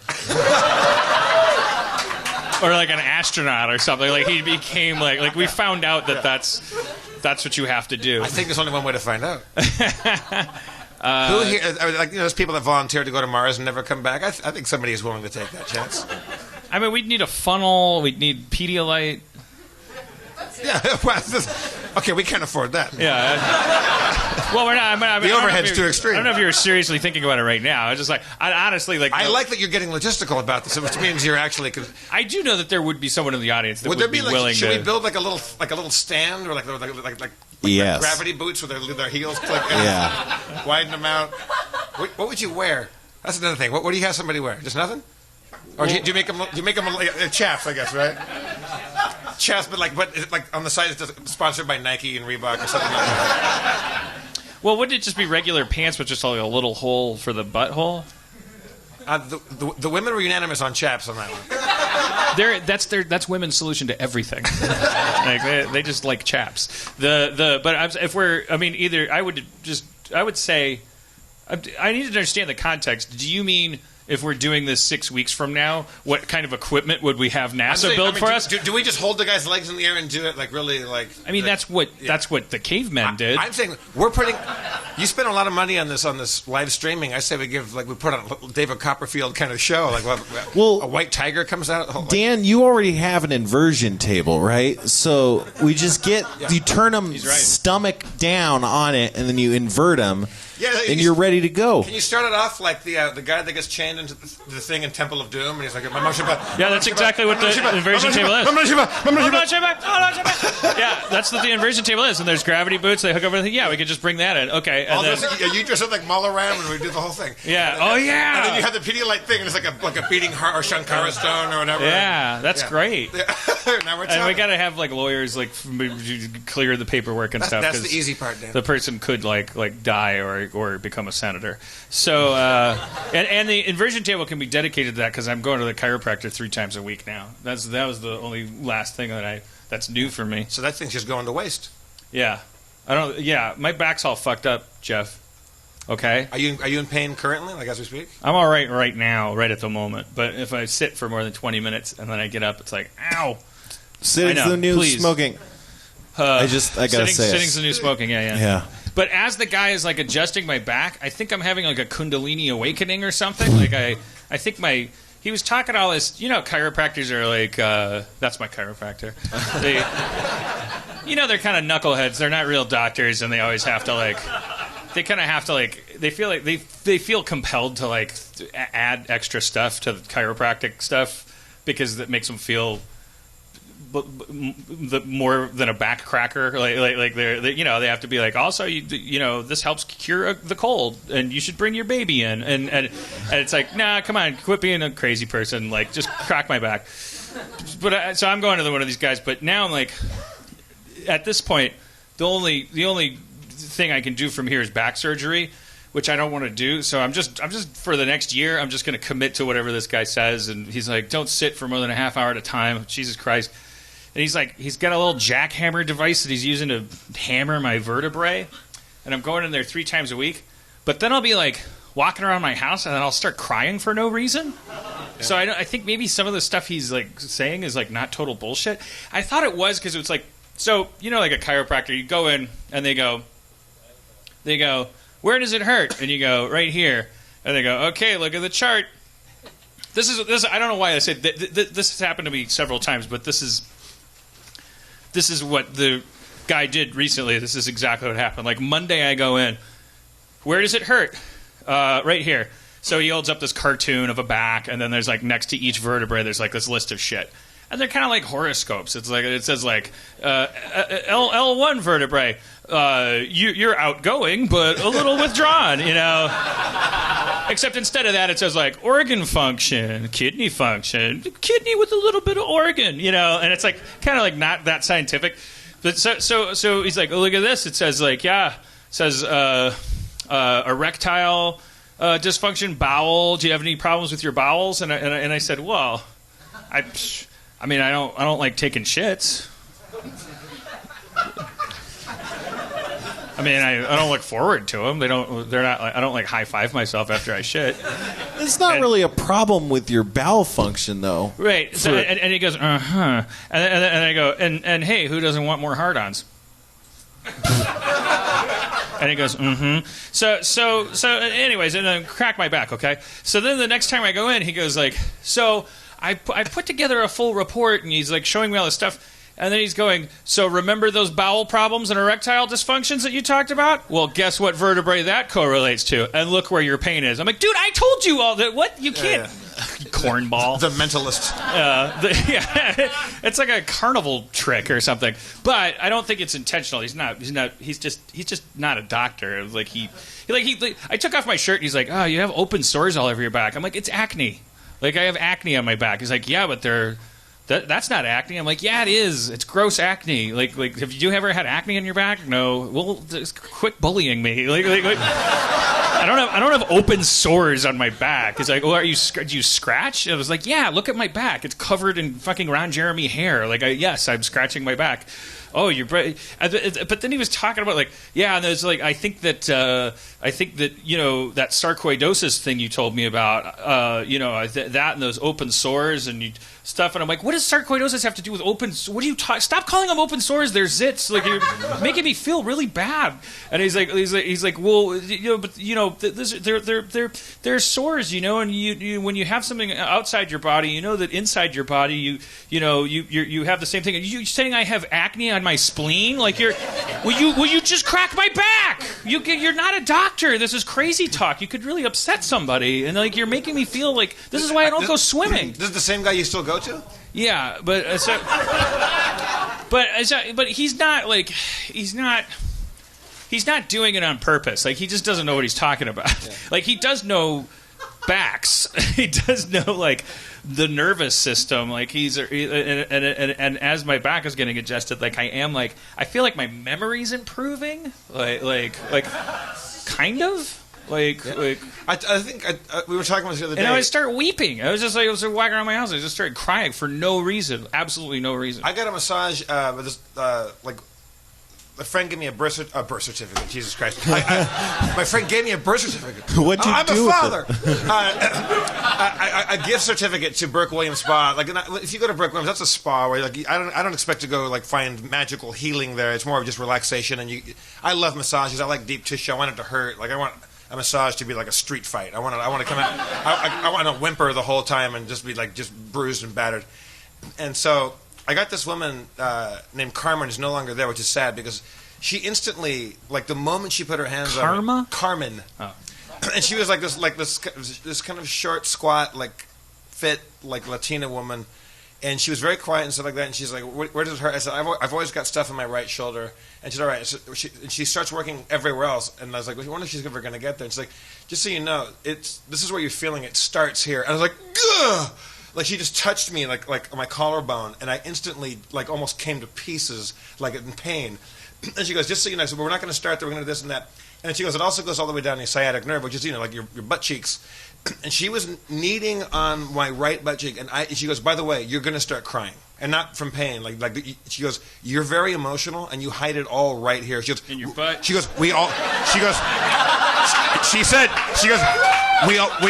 hide a lot of sadness in our butts.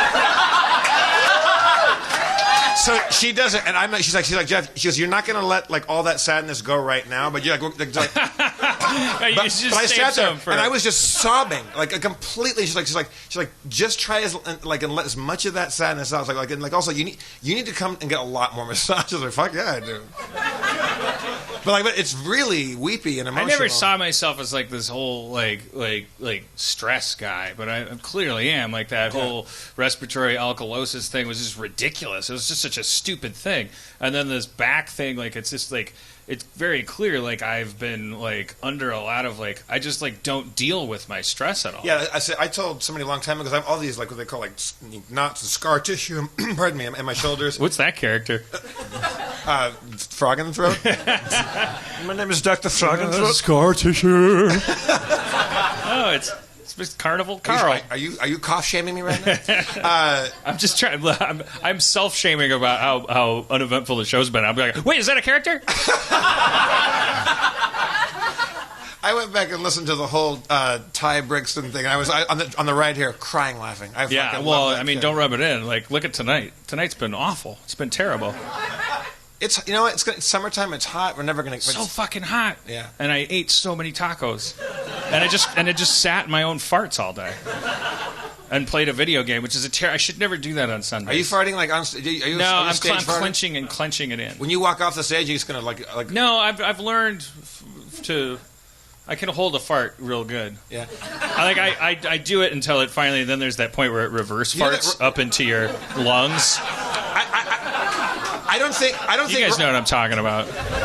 I don't think Ryan Stiles would mind me mentioning this. Ryan Stiles cannot burp, but he can fart on command. I go, Jeff. He's never been able to burp, but he goes, I can always give you a fart, and they never smell. He'll come up to me and goes, Jeff, give me a number. I go, 11, and he goes, and he'll fucking give you 11. Perfect little like equal farts. Also, when he travels on a plane, everywhere we go, so I travel with this guy all the time. He always has an extra pair of pants in his bag on his carry-on, in case he shits his pants. and he's 53. I don't know what he is, like something like around there. I said, "Have you ever shit your pants?" He goes, "No, but I don't want the first time to be on a plane." Hey, so everywhere he goes, he's got an extra pair of Ryan Stiles pants on. Does it take a different? Does it take a special scale when you choose the? Are you chain singing the grain size? Pardon? Does it take? Do you need a different scale for each size of grain? I guess so. Yeah. When you're picking the kind of rice that you're going to have thrown at your wedding to Ryan Stiles.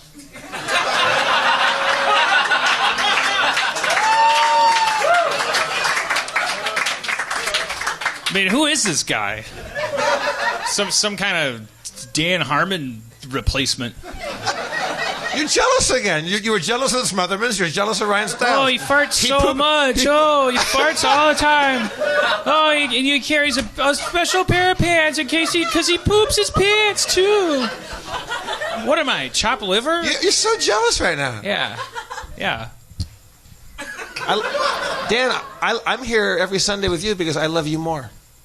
And I do it for free. I get paid to go out with Ryan. I do this for free out of the love that I feel for you.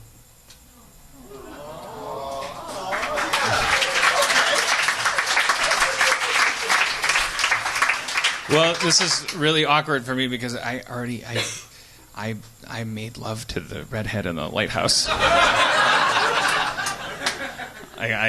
So I can't reciprocate. And I feel bad. Oh, it's okay. You're going to miss like 40 minutes of the video game.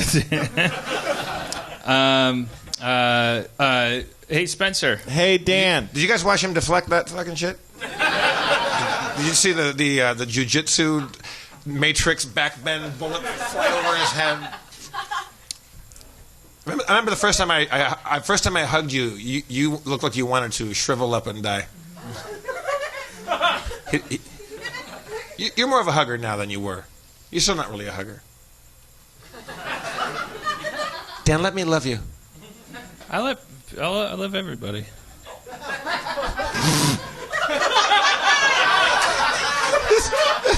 The giant pina colada makes this whole thing so sad. It's such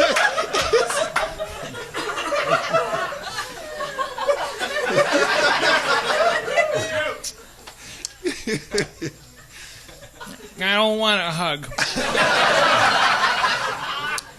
How did your chiropractor feel about you carrying around giant drinks that heavy? I always like every time someone dies, Rob always we already talked about that, right? Like, I don't remember. Rob's always like, "Hey man, take care of yourself." I'm like, "Come on, quit making me feel like."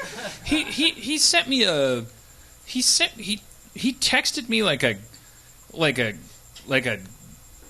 animated GIF of like how the human heart works or something, but it wasn't like heart like love. It was like valves and stuff. And it was like, I hope you're taking care of yourself or something. Like, it was like, are you just calling me fat? I saw that text message. Was that a group text or what? Because I saw that.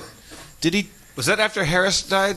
It was also after Robin Williams died and after Harris died. After every time someone dies, Rob makes me feel like he puts me in the same category as people who died because I'm gonna die next, and he wants me to not die next. So he thinks that it's as simple as telling me not to, which it wouldn't be. Like, I'm not gonna take a poll before I die. Who doesn't want me to die? Okay, got it. Just checking. Like I thought everyone wanted me to die. But also, like, it's like I can't tell. Are you saying I'm fat? Are you saying I should work out, or are you saying like you're worried about me mentally? But in either case, can't you just be nice to me? Why do you have to? That makes me. Wouldn't that make you feel bad if people were like, "Hey man, you okay?" You'd be like, "Well, what's wrong with me? Why are you looking at me like that?" You know? I I get it. It's weird. Does he never? Like, Does he not reach out like personally and like have? But also, I mean, I don't know what the impulse is there, but to come and throw my arms around you and hug you and tell you I love you would make you very uncomfortable, which might make people less inclined to come at you in that direct way, and maybe you have to start making heart gifs and stuff. Maybe. I mean, there's probably a happy medium somewhere in between. Did you know the correct pronunciation is GIF? Damn.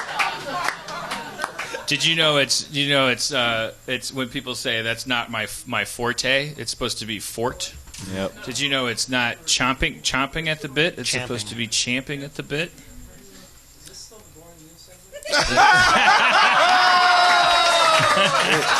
No, But here's the thing. He just took that guy's concept and reiterated it. It's not original or daring, really. You're saying he recycled a heckle from behind him? Or? Yes. I mean, essentially... okay. Well, you didn't hear it. I didn't really take it as a slam. I thought it was like, man, this shit's getting exciting. Wait. This isn't still boring news, is it? I think he knew it'd be funny to say is this still boring? Because we really went down a road. Because the last guy demonstrated it worked. Yeah, and I'm not a hypocrite. I'm not going to stand up here and shit the bed and then get mad at people for talking. I will. Somebody, is anybody in the audience feeling particularly passionate about anything at all tonight? Like, well, I mean, it's not a yes or no question. I mean, it is if you want to come up and talk about it. Does anybody feel strongly enough? Is that Dave Klein? Oh, we should have added Dave Klein on. Dave Klein.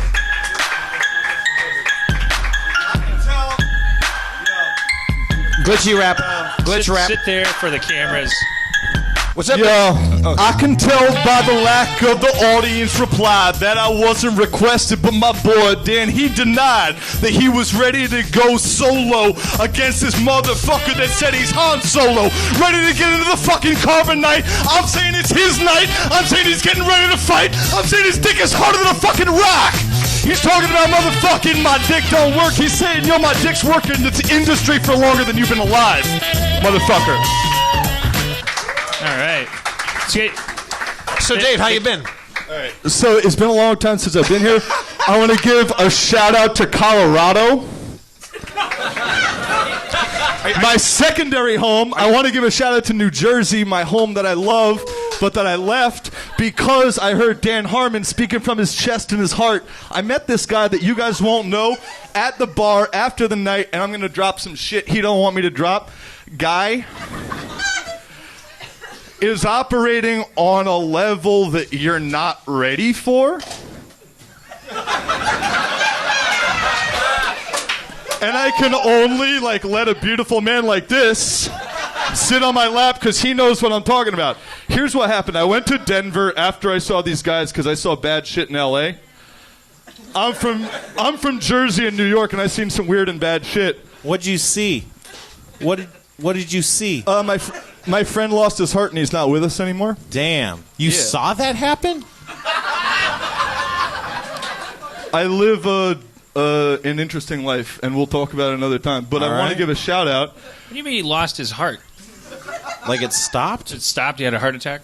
I have a friend who is a really wonderful and creative individual out here who lost his heart and committed suicide. But you asked me, and I didn't want to get there. I was trying to bounce around that. But that's the truth of it. And I've seen it happen too often. And when you said, your boy sends you the thing with the GIF, and then he says something really prescient, like maybe they couldn't address you really clearly. We've talked about this on the show. I'll cut it right to this.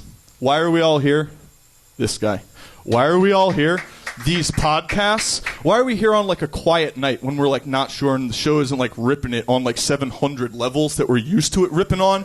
Like when they were at fucking San Diego, when they were ripping it squatchy, when they were ripping it on 700 different levels, and we have a down night and we're wait, what's going on tonight? It's that there's 200 people in a basement in LA. And we love each other so much that a lot of us actually show up to hang out on weeks when this doesn't even happen. That I have friends in LA because of you. And the people that choose to show up to a thing like this because you're honest. And you come up to a thing not with your degenerate alcoholic, swank thing. I see that a lot where I live. You come up here with the thing your wife made you because she loves you and she knows you and she was taking care of you when your back hurt and you're a good guy playing Witcher, staying true to that wife. So you to be clear though, you agree this is not one of our best episodes. This is a bad no. To be really clear and pseudo self-deprecating. If Dave Klein's appearing on the show, we hit a pothole. We're trying to fix it, or whatever, or you're just being really generous to a guy that I swear to you I'm not here for fame. I swear to you I didn't move to LA to get on the mic. I came to LA because I fucking loved this guy, and that everyone I knew that I cared about gave a lot of shits about what he makes, and then all the rest of the people I didn't give a shit about cared about what Jeff makes. No, I'm kidding. I can take it. Everyone I know, from Greg Proops to the rest of the fucking crew that you roll with, to the fucking crew that you roll with, to the community you created. Wait, who's that character? No. Come on, Jeff. Uh-oh. The character that he created is us. And the joke is on everyone who isn't here tonight. Oh, shit. That everyone... You hear that? No, really. And I love you all. That's right, Mean Gene. And then I'm going to break his little neck. I love everyone. And there's a strange thing, even looking out, and you don't see that there's some interesting paper, whatever. There's a crew here that's so beautiful and is so inspiring that on the lull shows that we call them, or whatever. You know what, man? Those are my favorite ones because it's... I'll quote Tarantino. He says there's a genre of movie called a hangout movie. I just saw on Magic Mike XXL, everybody see it, instantly. It was an ultimate mandate with my bro friend, and God, I loved it. But this podcast is on the level of Rio Grande, Magic Mike XXL. And Land Before Time. Yeah, and Land Before Time. And Land Before Time. And it's like the hangout thing that like why we come here, and even on the lull shows, even when you're in a hypoglycemic pseudo coma, and you're popping on that gorgeous thing like you are from that beautiful woman you married and swindled into loving you forever. Oh. We're here because we love you, and maybe I'm just here to just say, fucking never give up. Fucking never stop doing this. And my name is Dave fucking Klein. I'm dropping the mic. Dave Klein. Let's bring out DeMorge Brown. DeMorge, you here?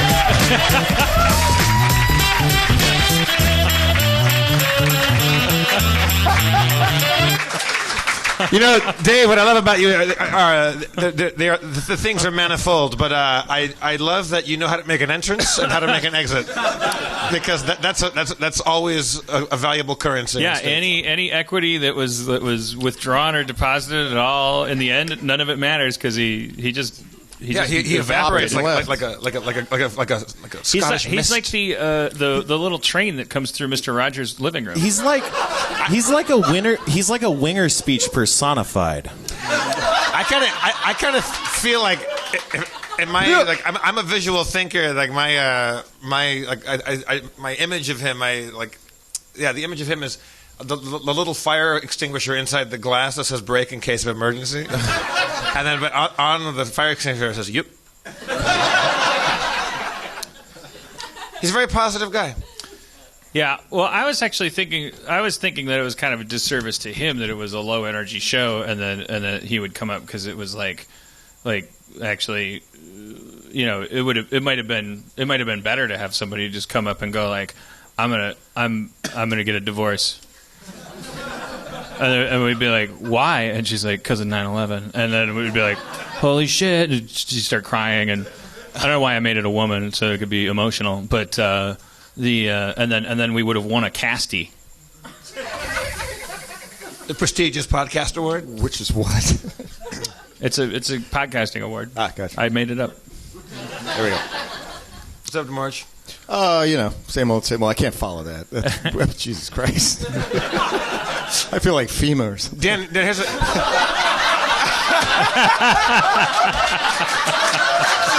Bulldozers. Jesus Christ. It's a Fujita scale 5. Here's my pitch, Dan. Before we say don't do cheat day on Sundays because you're overly fed or whatever and sluggish, why don't we try different, like all Indian food or like all Indian food? Well, I was gonna say maybe I could double my Adderall dosage on Sundays. Rob Schraub's gonna double his Jif dosage on you. Well, what do you how much? think? What's left in the tank? You got to try that, DeMorge. Oh, jeez. Oh God! Don't look at it. Just try it. Oh, do you want to try some? Spencer, did you try? No. Spencer's not a real alcohol guy. Nah, it makes me sick. I get my joints start to ache. DeMorge, butt chug it. Butt chug it. Careful, it'll spill on your. Oh wow! All right.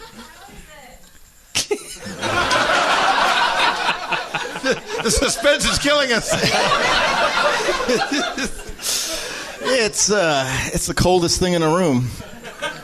It's delicious. That's great. That's fantastic. You're not a video game guy, are you? If it's like sports video games, and fighters and stuff. Sports people are disappointed. I could just kept my damn mouth. If my mind was sharper, I could come up with a great analogy for like sports video games is like, and in the punchline, I have to throw it to a room though. Well, what were you going to say? Let's say I was a video game guy. What were you? Oh, I don't know. I was going to ask if you've been playing Witcher 3. Oh yes, absolutely. I have been. I just got through the thorns, the thorn level. No, I haven't. They're tricky. Yeah. Are there any female gamers here that don't play sports video games? Are you playing Witcher 3? Are there any here who do? No. Any women playing Witcher 3 in the audience? Young ladies? What game are you playing? Do you know Beyond that? Two Souls. Oh, I played that. That's kind of fun. That's the one with Juno and Ellen Page. Ellen Page is in the game. Juno. Yeah. Did you play? Well, do you want to come up and so can I talk to you about video games for a second, and then you can play Shadowrun with us.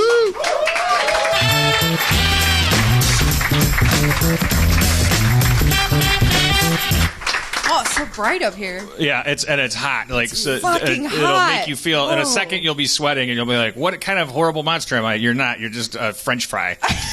It's not you. It's the lights and it's the heat. What's your name? Emily. Hello, Emily. Hello. Welcome to Harmontown. Yeah. Yeah. Okay, so did you play Heavy Rain? Oh, Or Hard God. Rain or Heavy Rain? Heavy Rain. Heavy Rain. Yes, with the origami killer. But that compared to those are the same people that I made, agree. No, Yeah. Heavy Rain was much better. Like they figured than- out how to.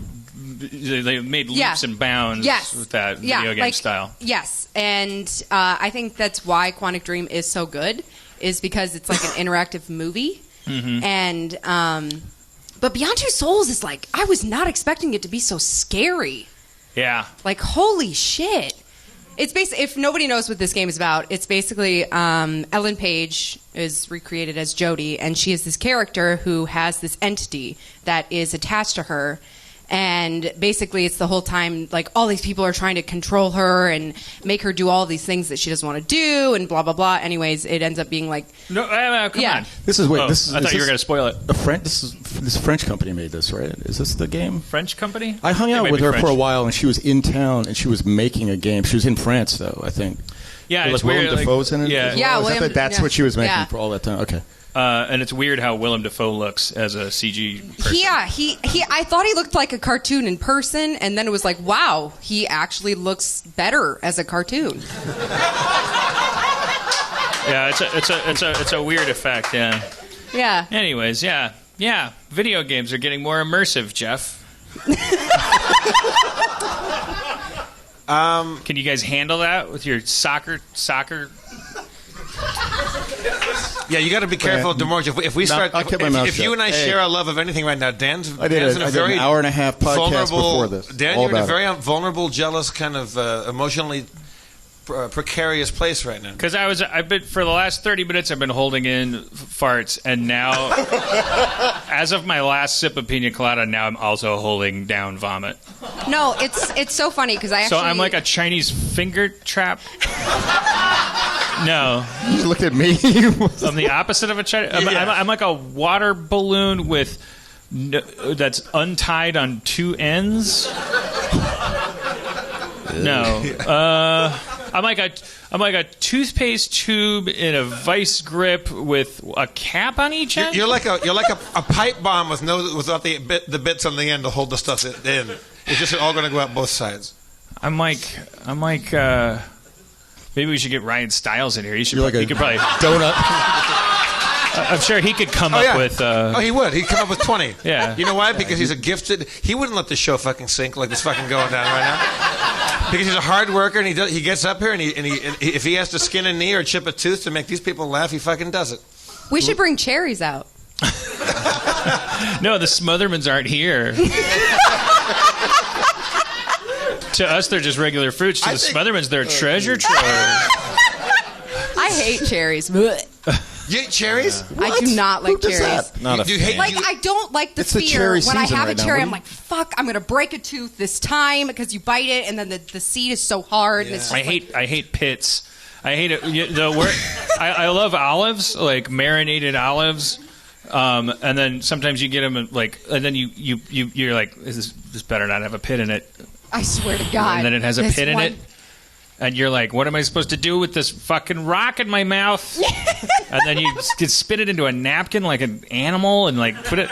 Like, what are you supposed to do? Why do they have those What I things? do is I swallow cherry pits. What? And then I swallow them all. And then when I poop them, there's people in New York that make very expensive coffee out of them.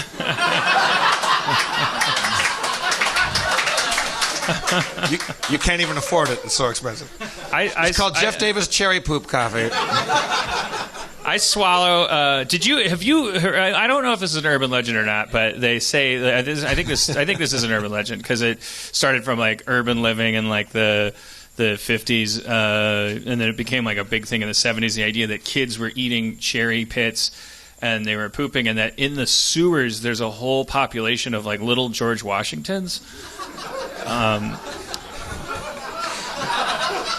Not cherry trees. Well, there are cherry trees, Oh, okay. obviously, little cherry trees. But then there's these little tiny George Washingtons.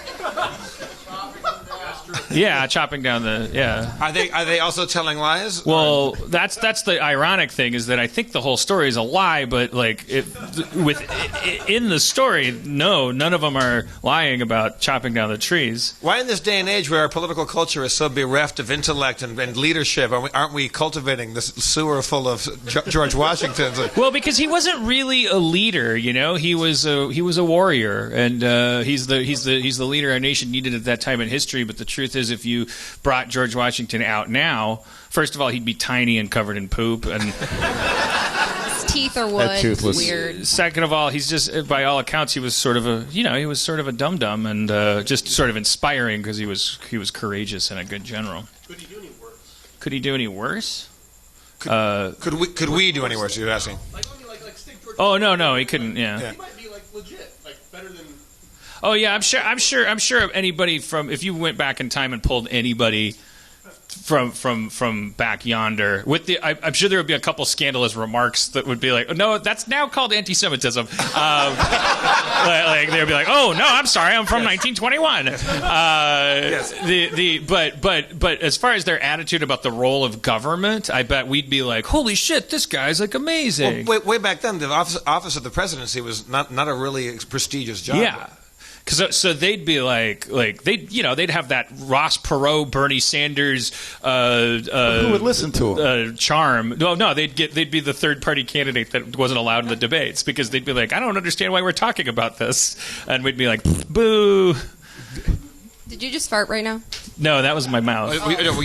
Are you asking? Was he covering a fire? Was that subterfuge? I sometimes do that. Like I'll make a laugh really loud, and then I'll fart at the same time, and it's like, ha! I didn't know. Truth be told, Good about it. Emily's been farting ever since she sat down up here. You guys, it's a maelstrom. Yeah. Well, we don't have much time. I wanted to actually might have been fruitful to ask Emily as an ambassador and a female gamer, like, what if a game's really cool, but there's like, as with Witcher 3, where it's just like, wow, this is really cool, but it's like this fantasy game, and it's just like all of these sorceresses with the cleavage and the kind of like very like mythic gender roles. Like, does that throw the modern? I guess the answer is you don't speak for all women. Like, some women are probably totally thrown by that. See, I feel like, yes, some women are thrown by that, and that's fine and whatever. But I'm just like, I love tits. Like I'm sorry. Like, I feel like It's a very bold stance. It should be a thing that women, we're given boobs. We should be happy, and you know what I mean. Like, that's something we should use to our, it makes cosplaying fun and like all that kind of thing. I think that if we're gonna get all offended about it. I don't know. That's just me. I've always wanted to love my boobs, and I think every woman should. Well, I think the counterpoint to that would be, if a woman's going to be offended by it, then that's okay. You can be entitled to your own opinion. But me, I'm like, girl, rock the titties, love them. Right. Well, I don't think the offense is coming from the exposure of them, as if it's like people who are like puritanical. I think there's a fine line, but it's like people that are like, well, there's an objectification happening when they're on display. Yeah. So if it reduces the person's role to a dehumanized role, so that they're simply a tray of dessert, and if they're not also saying E equals MC squared. I don't know. I'm mansplaining. Yeah, and white knighting and Chewbacca. No, that's actually very. It's endearing. Wimbledon and. I just felt compelled because it's like it's kind of a straw dog argument that it's everybody likes boobs. I mean, I don't think any women are like, get these things off me. They're terrible, and no one. They're terrible, evil things, and we should never see them. I think any person who's coming down on the other side is more. It's coming more of the angle of like what the thoughts that we're putting in people's head about the role of.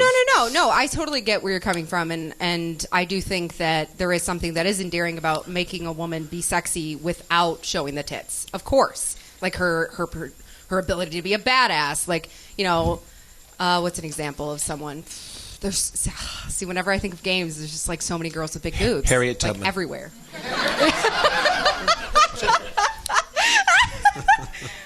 She just farted again.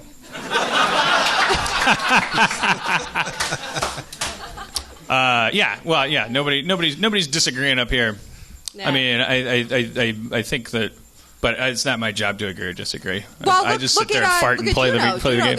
The girl, she doesn't have that big of boobs, and I think she's hot. No, that's the thing that I always find myself wondering as a guy when I always wonder on behalf of men. I always wonder, why do we even have to, like, because I always say, like, well, I used to say before things got so, I'm like, I used to joke to women, everything that you need to know about men you can learn from a men's prison. I mean, how is that a controversial statement at all? Like when you lock men in a building together and take away all of their wealth and all of their hegemony over society, it turns out that we don't have a lot of like super nuanced needs in order to get an erection or become violent, or like we are drones and we turn on each other and ourselves as quickly as we turn on anyone we're allowed to on the outside. So you take away the necktie and you take away the bank and you take away the skyscraper and you take away the history and the momentum, and you see how little men really need to objectify. You could give a female voice to a banana, and the men would be like, I want to fuck that banana. Because they'll say it eventually about their cellmate, because we're just like biologically we're just kind of drones. Like we're not so. I always wonder in my own head. I'm like, well, if the cleavage weren't there, like if that's really the issue, like but it isn't. It's like if Mary Curie was like a character in a video game, even more so the whole Rule 34 thing would start applying. I don't know if I'm making sense, but I was like, when there's like a strumpet on parade and it's like she's all dolled up and she's like the cleavage is booming and the thing, and it's just like she just looks like she's designed for these thoughts to be thought about her. I'm always amused by the idea that it's like. But is that the argument that overwhelmingly that's almost all of what you see in character or female gaming characters? Yeah, I guess my thought about it is it's like they're starting to go away from it though. They're starting to make it where like girls aren't, like the Hunger Games and things like that. Like girls becoming badasses, and yeah, they're hot, but like it's more like no, she's smart, and she acts like she's the one saving the dude because the dude's a dumbass. You know what I'm saying? Right. Like it's not all about and she's got a huge rack, right? And she's like blah, blah, blah, blah, the whole time, right? And I think because those thoughts are like a lot. Like I draw an analogy between clothing and gender roles and language and race issues. Yeah. And, like the language is certainly a reflection. Like if all the video games are of women like looking like they're ready to go and they're not saying anything of value on top of that, like right. They have no agency and all that stuff. That's the clothing is a reflection, but I just as you can make genuine racist people use the most polite language in the world, and they might be even more racist than ever, you could totally like count on men to like be like the clothing is not. It's the snot of the cold. Like you can wipe it all you want. Like the virus is more dealt with when you're talking about characters that have agency and the Bechdel test and stuff like that. Like that stuff that actually gets to the heart of the matter. Like is the character? Are people watching characters that happen to share physical characteristics with themselves? Are they getting trained to think that they hold a certain role in a dynamic? Like and the clothing is like so secondary to all of that. And whatever. There's no point to it. I'm not proposing that anything change. I'm just kind of amused by the idea that men would men would hump a concrete wall. Like we would not. We just don't. It's not like that's not where the war is being fought. You know. Yeah. There's a lot of armpit fucking in prison. Wait, for real? Yeah. A lot of consensual armpit sex. That's just good old-fashioned human ingenuity. Yeah. That's so much less invasive. The inventions I made when I was 12 years old. We've talked about that. Boy, oh boy. So glad those days are over. Now you can use like real inventions, like that you can buy online, things like that. Yeah, I kind of want to make sure my back stays somewhat out of whack because I don't want to. Now that I'm regaining my memory and bursting into tears, I'm worried that I might he might adjust something, and then I'll be like, oh.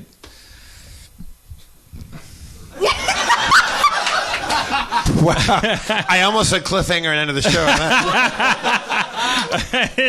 I just remember being 12 years old and like not being able to get through an episode of Inspector Gadget, like just let alone Mork and Mindy, let alone anything. Like I just like everything was like on fire, and it was like not a place to get a lot of work done. Yeah. Girls were like that too. Like, well, I was, at least. I was like crazy. Like, my whole family was like that. Like, as soon as we went into puberty, I was like, what is happening? Like, oh my gosh, boobs and craziness and all that stuff. But it's just girls don't, like you said, girls don't like to talk about it as much. But we definitely are the same way. I know a lot of women, friends of mine that I grew up with and friends I've met later that like started masturbating 100 years before I did. Like, before I guys did like second grade. But is it? I know, insane, right? What? Second grade? Yeah, dude. It happens earlier for girls. Yeah, it's weird because we mature faster. There's also a lot of accidental masturbating. You don't need like. No, okay, second grade. There's no such thing as accidental masturbation. Let me tell you, Jeff. I'm gonna fuck your armpit so hard tonight, man. He's doing it right now. Also, girls do that. Here we go. We started talking about this. This next sentence brought to you by Pina Colada. Yeah.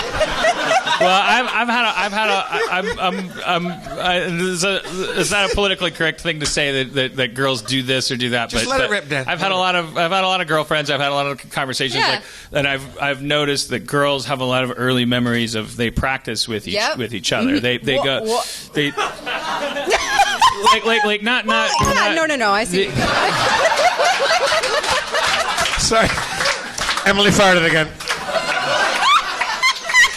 They practice kissing and stuff. Oh, no. Yes, of course. Guys don't do that much, but I've famously told that story of me being like 8 years old next to my buddy Ramsack, like humping a couch pillow. We're high fiving each other. We're like, girls did it too.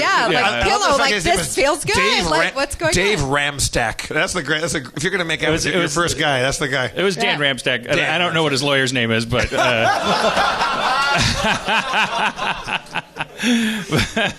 But he's probably watching. But that's why I used the wrong name. He was a great dry humper. He really let that pillow have it. But I mean, obviously the most important thing that people are always so shocked to learn is that if everybody's a little snowflake and it's all so incredibly different. It makes us comfortable to make observations like girls do this and guys do this by age 11 and by age 13 and girls do that. It was like, but like every conversation you have, it's like second grade, and then someone goes, but Jeff lost his virginity at like 32 or whatever. Like you were a late bloomer. 24. And I was too. I was 22. Yeah, no, I mean, that's the masturbating and the coming and the. As we're talking about this, I never really thought about this. Like when I came to your house and you had that consolidated folder of redheads from Playboy magazines to save space, and I was like, wow, you sure like your redheads. And you're like, oh shit, I never really thought about that. And they go, oh my, yes, I do. I'm looking back like. I don't know about for young girls, certainly not in second grade. Like for little boys, we find the Sears catalog or the anything that has a picture of a woman like with any measure of clothing on or none or whatever, or a face. Like it's a visual thing for me anyway. And I remember the most potent visual image that I saved this picture.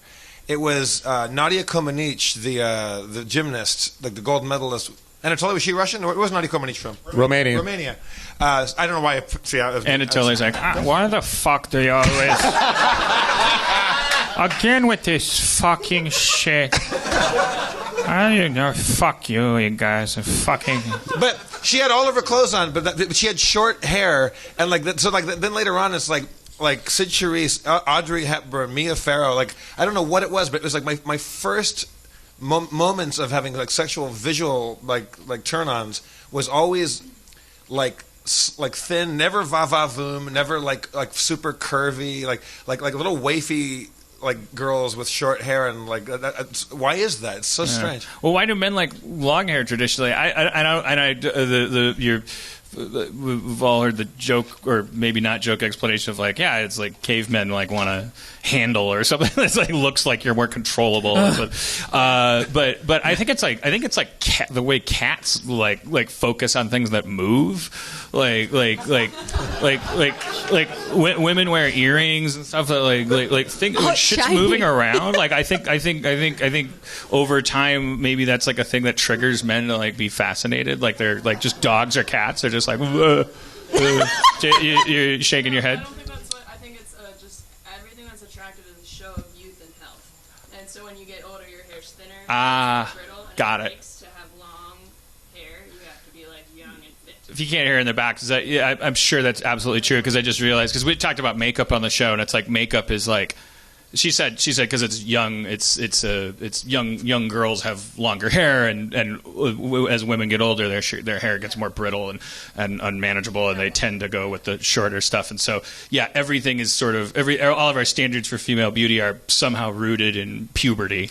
Are somehow rooted at like rouge is just flushed cheeks and lipstick is flushed lips, and it's all basically you spend your life chasing this image of the most inappropriate thing in the world, which is a cusping biological female specimen. All right, Spencer, I'm going to ask you the impossible right now. Okay. But I know that you're up to the task because you are a genius and a showman. Okay.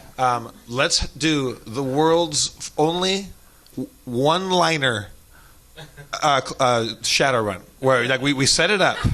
Well, I don't want to know but that, but I was pretty content once we could have skipped Shadowrun. But oh yeah, Yeah. I figured once I got to be 10:05, I was like, oh, It's kind of past. Yeah. okay. But I was like, we're on a roll. We're talking about icky stuff. All right. Icky stuff. Yeah, sex is icky. Doesn't have to be, man.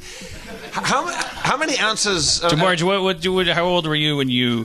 When you had your first experience with your I was 5, and I went to the school on the bus. See? But It starts but early. here's It's what not that happened. weird. There was a kid on a bus who was older. He had just had. I went to this amazing school when I was a kid, and his birthday. I think he was 10 or 11, 12 maybe. His parents had given him a subscription to Playboy for his birthday. So this kid, I'd never seen this before, and the kid had a thing. He wasn't bringing it for show and tell, but it was just he had it, and he was bringing it to the school, and it was wrapped in paper, and he took it out, and he showed it to us, and I was like, what the hell is that? And we just went through it, and he explained the whole concept to me, and that's sort of what it was. And then later that week, I think, at dinner, my parents asked me about school.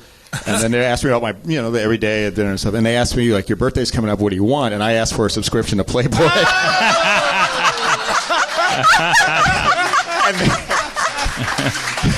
And my parents, in a very measured fashion, were like, a what? And I said, a subscription to Playboy. And they said, do you even know what that is? And I went through it, so clearly I knew. And they said, how did you? And so I told them the story I just told you. And they said, all right, well, we'll see what we can do. And then in my head, I think, just being my age now and imagining that them being their age at that time, they, for whatever reason, had to have waited till I left the room and just high-fived each other. And then they get It's all right. just to save a little bit of money, they give you a subscription to Muff Diver. Sherry or Cherry. What was it? I don't know. OUI. Some knockoff. Like they're like, we can't afford that. Morgan Fairchild's on the cover Aaron texted every in month. because she must be watching as we're talking to this area because you remember the episode where we did Labyrinth and she was talking about Labyrinth, but she's real like that movie was like her. She was describing like being in the theater with her parents watching Labyrinth, and at a certain point in that movie, like her physically like awakening, like her cheeks flushing and like her nethers tingling, and like I call them the nethers because it's like appropriately Minecraft. mythical. Yeah, Minecraft. You go to the nether. There's like but she. Yeah, I mean that was like she can remember the actual like moment of like, oh my god, my body, and it does like literally happen overnight, like literally overnight, like puberty happens. A friend of mine, Samantha, she was like 11 or 12, went to a Prince concert, and she told me, she's like, I was standing there watching Prince on stage, and she goes, and I had an orgasm. I wasn't touching myself. I just stood there, and she's like, I didn't know what was happening, but later on, I would come to understand. It's like, that was the first time I came, but just by standing there watching this dude run around. I definitely know I was watching Mork and Mindy. I was like. I was watching Pam Dauber, and I was like, I think I could have been watching anything because it was really more about like, I was like I would lay supine, is that what it's called? It's on your stomach. And I was like laying after school alone in my mom's apartment, and like, so, and I was just like watching Mork and Mindy, and it was just going like this, and I was like, and then I was just like kept doing it, and I was like, what the, oh my god, and nothing. Get your GIFs ready, everybody. Get those GIFs ready. and nothing. I looked to see if anything had, because I was like, is that what I think that was? Nothing had happened, but it felt like something that you would want to do forever. So Yep.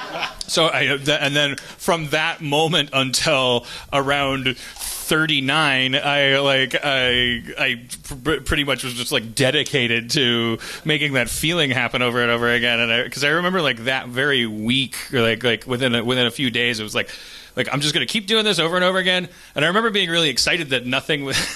I'm getting really graphic, but like, oh, let's stay safe and stop now. I remember being really stoked that nothing was coming out, because I thought I was like cheating the system, because I was like, I wasn't touching myself, which I had already had like shame loaded into my mind about, like that one day I was going to start touching myself, and that was, my mom would say like, it's going to be a natural thing. And it was like, like I don't want to think about my mom giving me permission to touch myself. And so I was like, I didn't touch myself. I just humped a pillow and thought about Pam Dauber. And then I had this amazing feeling. I'm like, I'm the king of the world. Like, and I would just like run home from school as fast as I could. All my friends would be like, don't you want to stay and talk about LL Cool J? No, I gotta go. I got so, man, he's so dedicated to his schoolwork now. And I would just like lock the door and just like, yeah! And then slowly but surely, I remember it was just like starting with like one little drop coming out. I just remember like every successive like little. Tonight on a very special Harmontown. Just a tip. But and I'm telling you, for those 11-year-olds listening, it's all downhill from there. Just keep doing that, and like don't involve other people. We have 8 billion too many, and keep doing that. Just eat Mork cookies and eat cookies and just Watch Mork and Mindy. All right. Well, we got to the bottom of some stuff, I think. Typically stuff that we've already gotten to the bottom of, I guess. But it's worth going there again sometimes. I think it was a nice introspective. There's no losers tonight. Yeah. We got to meet Emily, who's fantastic. thank you. We got to.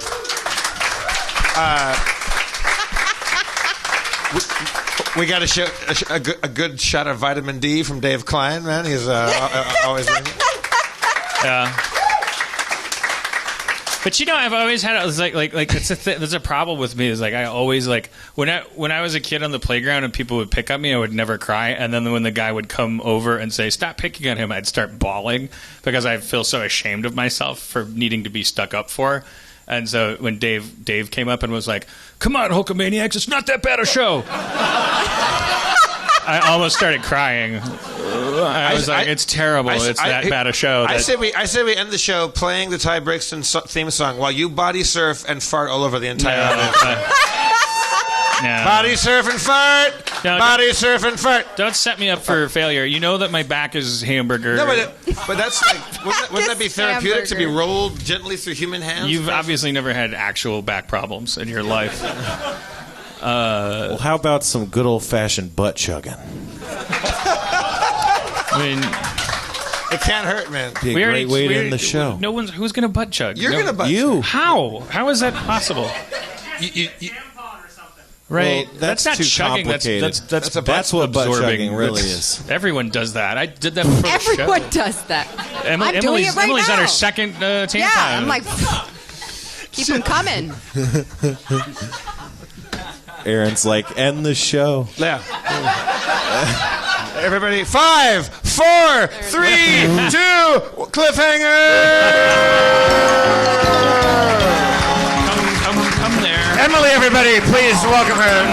Thank you. Bring your surfing shawl. I love you, Aaron. Hi, Aaron. Hi, Aaron. Dave Klein, DeMorge Brown, Spencer Crittenden, I'm Jeff Davis. Your mayor. Everybody at 1, go up and hug him and tell him you love him and make him all sad. Dan Harmon. All I do is promote shows, all that I see. Please go to see Rob Schneider at the truck show. He was in Dukes of Hazzard, now he's nowhere to go. Because his car had a racist flag on it. I'm a little show promoter and I wear a bonnet. He's like a little sad It was baby. my mom's idea, she made me Emily, a go. baby. Give Dan, I give want to Dan fuck a her nice or kill her or maybe.